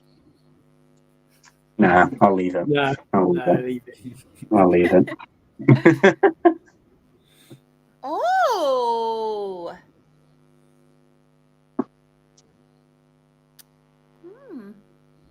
I like his name. That's all. I know. Don't Yeah, know it's much a good about name. him, but do you know what? The last Radcliffe Ooh. player that we signed, was Craig Dawson. That's a positive sign. That's a positive sign. That's a good thing. Yay. Exactly. Claire on the pitch in Frankfurt. Oh, that has to be on the next Where's Claire, Sam? Pitch edition. Pitch Pitch edition. edition. Full Pitch kit with the edition. winning team. Yeah, she's in full kit, slipping over on her Frankfurt's pitch, and she's coming back in a boot. Yeah, she'll be ripping the pitch up. She'll take in all the divots with her. She'll have a lovely new back garden lawn laid. Guys, I've come back with some gifts from Germany. What is it? A new coat. Some cultural appropriate gifts for Germany. You know, a card, a fridge magnet, and all the sort. Nah, it's a bit of pitch from Frankfurt. Here's some grass. Oh, funny. Has anybody got anything else they want to add before, obviously, we end tonight's show? The only one I wanted to touch on, I have a transfer from Luke Berry signing for Charlton. I thought was a really good, Very good signing. Really good pickup. So he was at Luton, wasn't he? Through the divisions as well. He's only 31. I think that was a really good pickup by Charlton. They're starting. I think they are.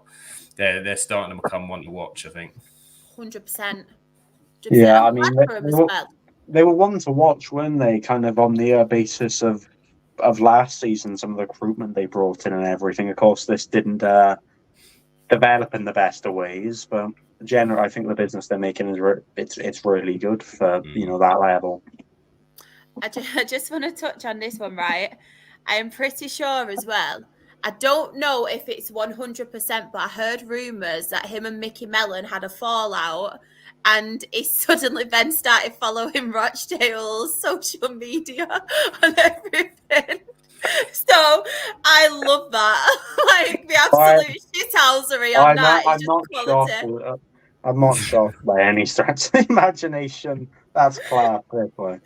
I don't honestly, like I said, I don't know if it's 100% true or if obviously it's just fans going on about it, but I know there were some sort of screenshots and things. So if James Norwood is watching and he did do that, what a legend. He's always been kind of that shithouse player, isn't he, though, when it comes to his transfers, and you always hear news of him allegedly falling out with managers or leaving a club on bad terms or something. It's good fun. Best night of no, you know what? Connor Jennings, as much as he's a legend of football, for those 120 minutes, I didn't like him too much. But there we are. But yeah, I think that's everything, isn't it, for tonight's show? Yeah. Yeah, I think that's everything. It's gone quite well. We spoke a lot of football, a lot of Euros, EFL, National League. But yeah, it's gone quite quick. Are you telling me we're doing a show that isn't 3 hours long? I know. I feel like it's still early. What do we do? Just in time. From the pitch. On for stoppage time. Oh, speaking of on the stadium and just waking up, did you see the video of the England fan who fell asleep in Yes! I think he fell asleep in the stadium for the first England match, and he woke up and it was all empty. That's what Claire was doing. She was just recreating that video in Frankfurt. No, he woke up because he saw Claire and heard Claire invading the pitch. He was doing knee slides across the pitch. Louis Barry across the pitch. Knee slides. She was knee slides and all the lot. That's where she got the sections of pitch from. She just put as well, oi. But what a show it's been, and thank you, Sam, for joining us. I mean, it's been nice to actually spend time with you talking EFL, Euros, National League, and me host it, because that doesn't happen very often. It doesn't have very often. It's been lovely. Hopefully I can come back a few times next season and do this. I love our lower league show. It's brilliant. And to be fair, you guys do such a good job. Like, I don't get the opportunity to speak about it, but this show for us has been unbelievable. Shah, you as a host is just incredible. Like, I remember when we started talking about, from day one, we started talking about wanting to do this show. And it was always with you and Hob, but you've literally just taken it to crazy stuff. Like, this is, everybody loves it. Everybody in the chat make it so brilliant to get involved. The community is wonderful. We've got some fantastic, not just footballing knowledge in, but you guys as people on this show is unbelievable. So yeah, it's amazing. Like, I love it every week. Sort of, I'm tuning in and doing the stuff in the back, but it's nice to be on. Hopefully I can come again. Oh, after that speech, Sam, every week. Yeah. I'll give you 20 quid later. Yeah. Sam, did it? Okay, now, Sam, I sent you that script over. You also missed the fact that you mentioned that I'm the best ever from Wales. I'll have to come back and Wink, say, wink. yeah, yes, is it Welsh? Wink, wink, nudge, nudge. Yeah. Yeah, there we are. Yeah, I'll send you over that 25 quid later. That's fine. Yeah. Yeah, we got Sam on loan, but it could go into a permanent signing. The problem is the Premier League show's a bit like Newport at the minute. We're trying to sort of build a team out. So Oh, Claire's telling you to come back next week for a special quiz. Oh no! Come back at some Oh god! Uncle Nick's not on next week now. No. Okay, guys. I don't actually think I'll be on next week anyway, because I'm pretty fun in London. But I will generally openly avoid out of quizzes. Everyone loved chat. Oh, thank you. That's really, really sweet. Do you know what? I'm happy to do a quiz with Claire because she gives me 20 points because she feels sorry for me. Then I end up winning a quiz because I did not win that quiz last week. There was some suspect scoring going on watching that. Thinking all of a sudden, she asked the question right. Yeah, it was absolutely bizarre. Like, I definitely had my 10 points. Yeah, like I'm pretty sure you answered a question, and Claire's basis of if you get it spot on, you would got 10 points. If you got within this number, you get this amount. And said exactly the same thing on the next question, and it was very much in the same basis of you either get it spot on or in or out. And Ant only got 1 point for getting it bang on the poor thing. Claire said she gave up counting, so I think she we know that. That game then. You just openly admitted it was rigged. I had to sing an England song and it was rigged. When you can shout out, when it's unscrambling letters to make a football team, and I shout out donuts and I win the quiz, that's when you know Claire feels sorry for me. Now there's match fixing going on here. I think there needs to be 115 charges and an investigation. Should have made you all sing, Claire said. I would love to sing. Yeah. Yeah, you picked two people that I'm pretty sure did the opposite of wanting that. Exactly. But of course, Sam, where can everybody find you on your socials? Because I know you've got a new Twitter name, haven't you? I have. I've changed it because my Twitter name, I'm now at Sam Absolute FBL for football, obviously. I was at the FM Ducks, which was to do with Football Manager and kind of made no sense anymore. So we've gone into the times. I am, Sam Absolute FBL on now Twitter. I think I've changed it on Instagram and TikTok. But I do have also a Sam Absolute EFL on TikTok. I'm starting to do some EFL news and stuff as it happens, which is all part of my education, you see, watching you guys. What about a Sam Absolute National League? I thought that, but I'm running out. It's hard enough with I've got the podcast one on there as well, so I'm struggling with notifications. And how about a Sam Absolutely Sunday League? Absolutely Sunday League. I could do that. Yeah. Grassroots. Absolute grassroots. The potentials are endless. Absolute cafeterias in football grounds, going all the way from the Premier League all the way down to grassroots. I think that's a long act, but you might have to work on it a bit. There's so much potential, particularly with the absolute names. So, but there's Shah, my question. Did he ask her? Aldershot. Did they massively punch above their weight last season? I don't know, because I felt like they played some really good stuff, Aldershot. I feel like they have got good players as well. They just scored the odd 7 goals. Yeah. I I'm reckon sure you don't know anything about. Yeah, I don't think you know anything about Aldershot. No, they just. What club are they?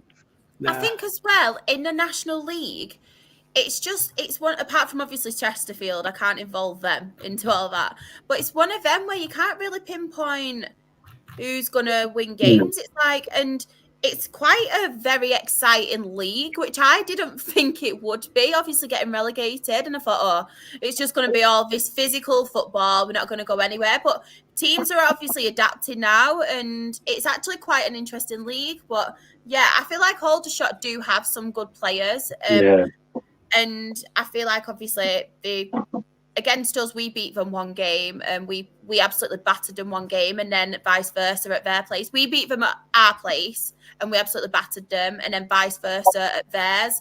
And I feel like with Aldershot on the day, they can play some really good stuff, and they do turn up. But then obviously, as any other team as well, especially in National League, because you can't call it, they can have their off days. So it's a bit of a weird one, that. It's a bit of a weird one. I think one team to me that overachieved last season in the National League was Altrincham. I didn't expect them to be anywhere near the playoffs, but obviously, they were in there for a good majority. Yeah, there we are. There's the prediction at the start. I thought they'd be, kind of bottom half. I didn't think they'd be relegation necessarily, but that kind of 14th, 15th, that kind of area. But it just maybe it either shows my knowledge of the National League is lacking, or it shows that division is quite literally the definition of, again, other than Chesterfield, anyone can beat anyone kind of thing. Exactly. And then obviously this season with us, because we're the new Chesterfield now, aren't we? Jokes, anyone. If anybody takes me seriously on that, then come on. No, Forest Green will be the new they'll be the new Chesterfield. Jokes also. Kieran, where can everybody find you on socials? Oh, well, point right perfectly first time. There we are. And for Kieran, anybody on audio, where can they find anyone you? on audio. They can't see you pointing. If they can't see me pointing, just know I'm pointing at the minute. Kieran UTC on Twitter, TikTok, which I'm deciding that I actually want to see how posting regularly on there gets me. Instagram, YouTube, all the lot, and you know what? For the first time in about a week, I haven't tweeted anything negative. I've not been miserable. It's all been nice. There we are. We got positivity now. All aboard the positivity parade. Yeah, until next week when we sign nobody and I'll be temping. But it's not next week yet. It's this week. Yeah, it's this week. Show us your best smile, Kieran. Yeah. Is it false? Maybe. You won't know. And another positive person on the pod, Uncle Nick. Where can everybody find you on socials? Yeah, I'm not a great social user, but it's road_Ocus. Mainly I'll comment, or the odd ones on Twitter. I don't post a lot. So if you want to find it, feel free. And want to send me a message, feel free. And obviously the podcast you're on as well, Uncle Nick. Falls Rush In on a Monday and a Friday. I think I was on last week, first one for a while, because they've been doing some specials, some non-football stuff, talking Disney, which you did, Shah. Watched that, and they were talking Marvel, which I know even less about, certainly Marvel than I do football. So I thought I'll avoid that one. So yeah, we'll be getting into the full swing of it soon. So Mondays and Fridays, 9:00. Oh yeah, you reminded me actually. I've got a message. I've got a message Fifey regarding my perfect analysis of Ryan Delaney, where he's good and crap at the same time. Oh, how good is it, yes, I already shared that with them, Kieran, that you sent me. Oh, did you? Yeah. Cheers. Thank you. I'll repost it potentially, but word it better, because I've added everything but nothing at the same time. Okay, yeah, we'll look forward to that. Chris has put as well, I do love that Kieran has joined the team after being in the chat originally, but love him on the show now. I love everyone else as well. Oh, thank you. Thank you. We Chris. love you too. And everybody in the chat, Thank you. honestly, wouldn't be the same without you. And if anybody does want to follow me, I am SharXRAFC. That is on Twitter, Instagram, TikTok, I think, as well. My Her Game 2 stuff is Rochdale HDT. Hopefully, I'll be doing a lot more of that next season, which I'm very looking forward to. But of course, the most important part. Those smiles are real. Those smiles. Yes. Those there, they mean something now. I look really miserable on my picture, to be fair. I look like I don't know whether to smile or cry. Just been relegated. You actually were asked to take that photo 10 minutes after Rochdale relegated. You didn't know what to do. I know. So the Absolute Football Podcast I'm not going to call it X because it will never be X to me. Sorry, Elon Musk, but no. Hell no. It's Twitter. And we are Absolute Ball Pod on that. On YouTube and Twitch, we are Absolute Football Podcast. On TikTok, we are Absolute Football Pod. On Instagram and Threads, if anybody still does Threads even exist? I do not know. But yeah, please find us on there.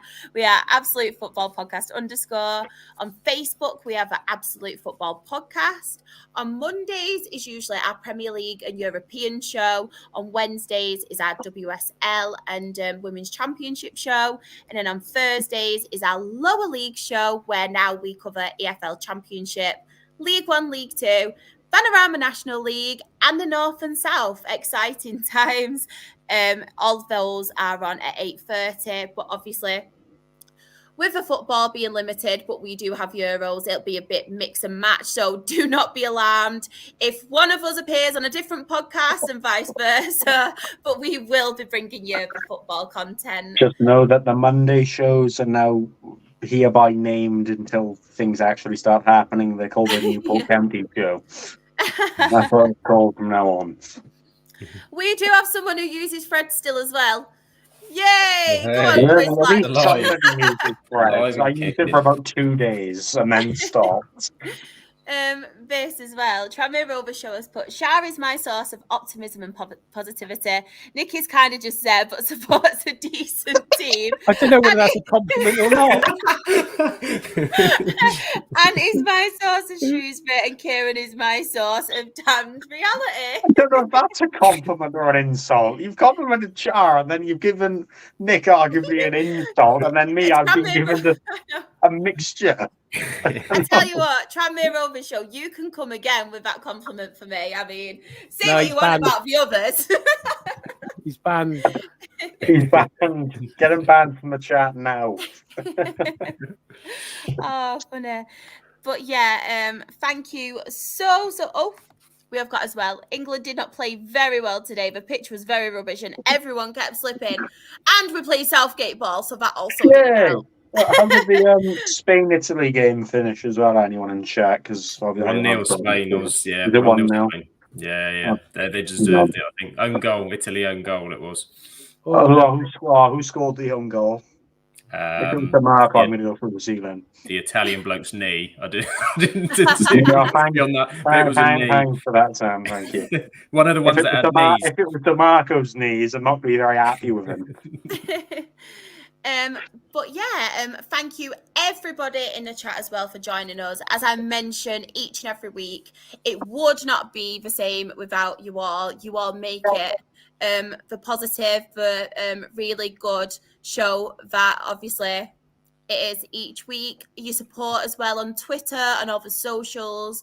Honestly, it does not go unnoticed. We appreciate each and every one of you so much. And yeah, hope you all have a very, very, very good weekend. I hope, obviously, if you do watch the England game on Tuesday, it is a lot better than it was. If not, at least you'll have a fantastic sleep that night. I mean, come on. Hey, I'll enjoy it either way. There we are. Oh, say bye to Kieran. Bye, Kieran. But thank you so much, everybody. And yeah, have a lovely, lovely weekend. Bye.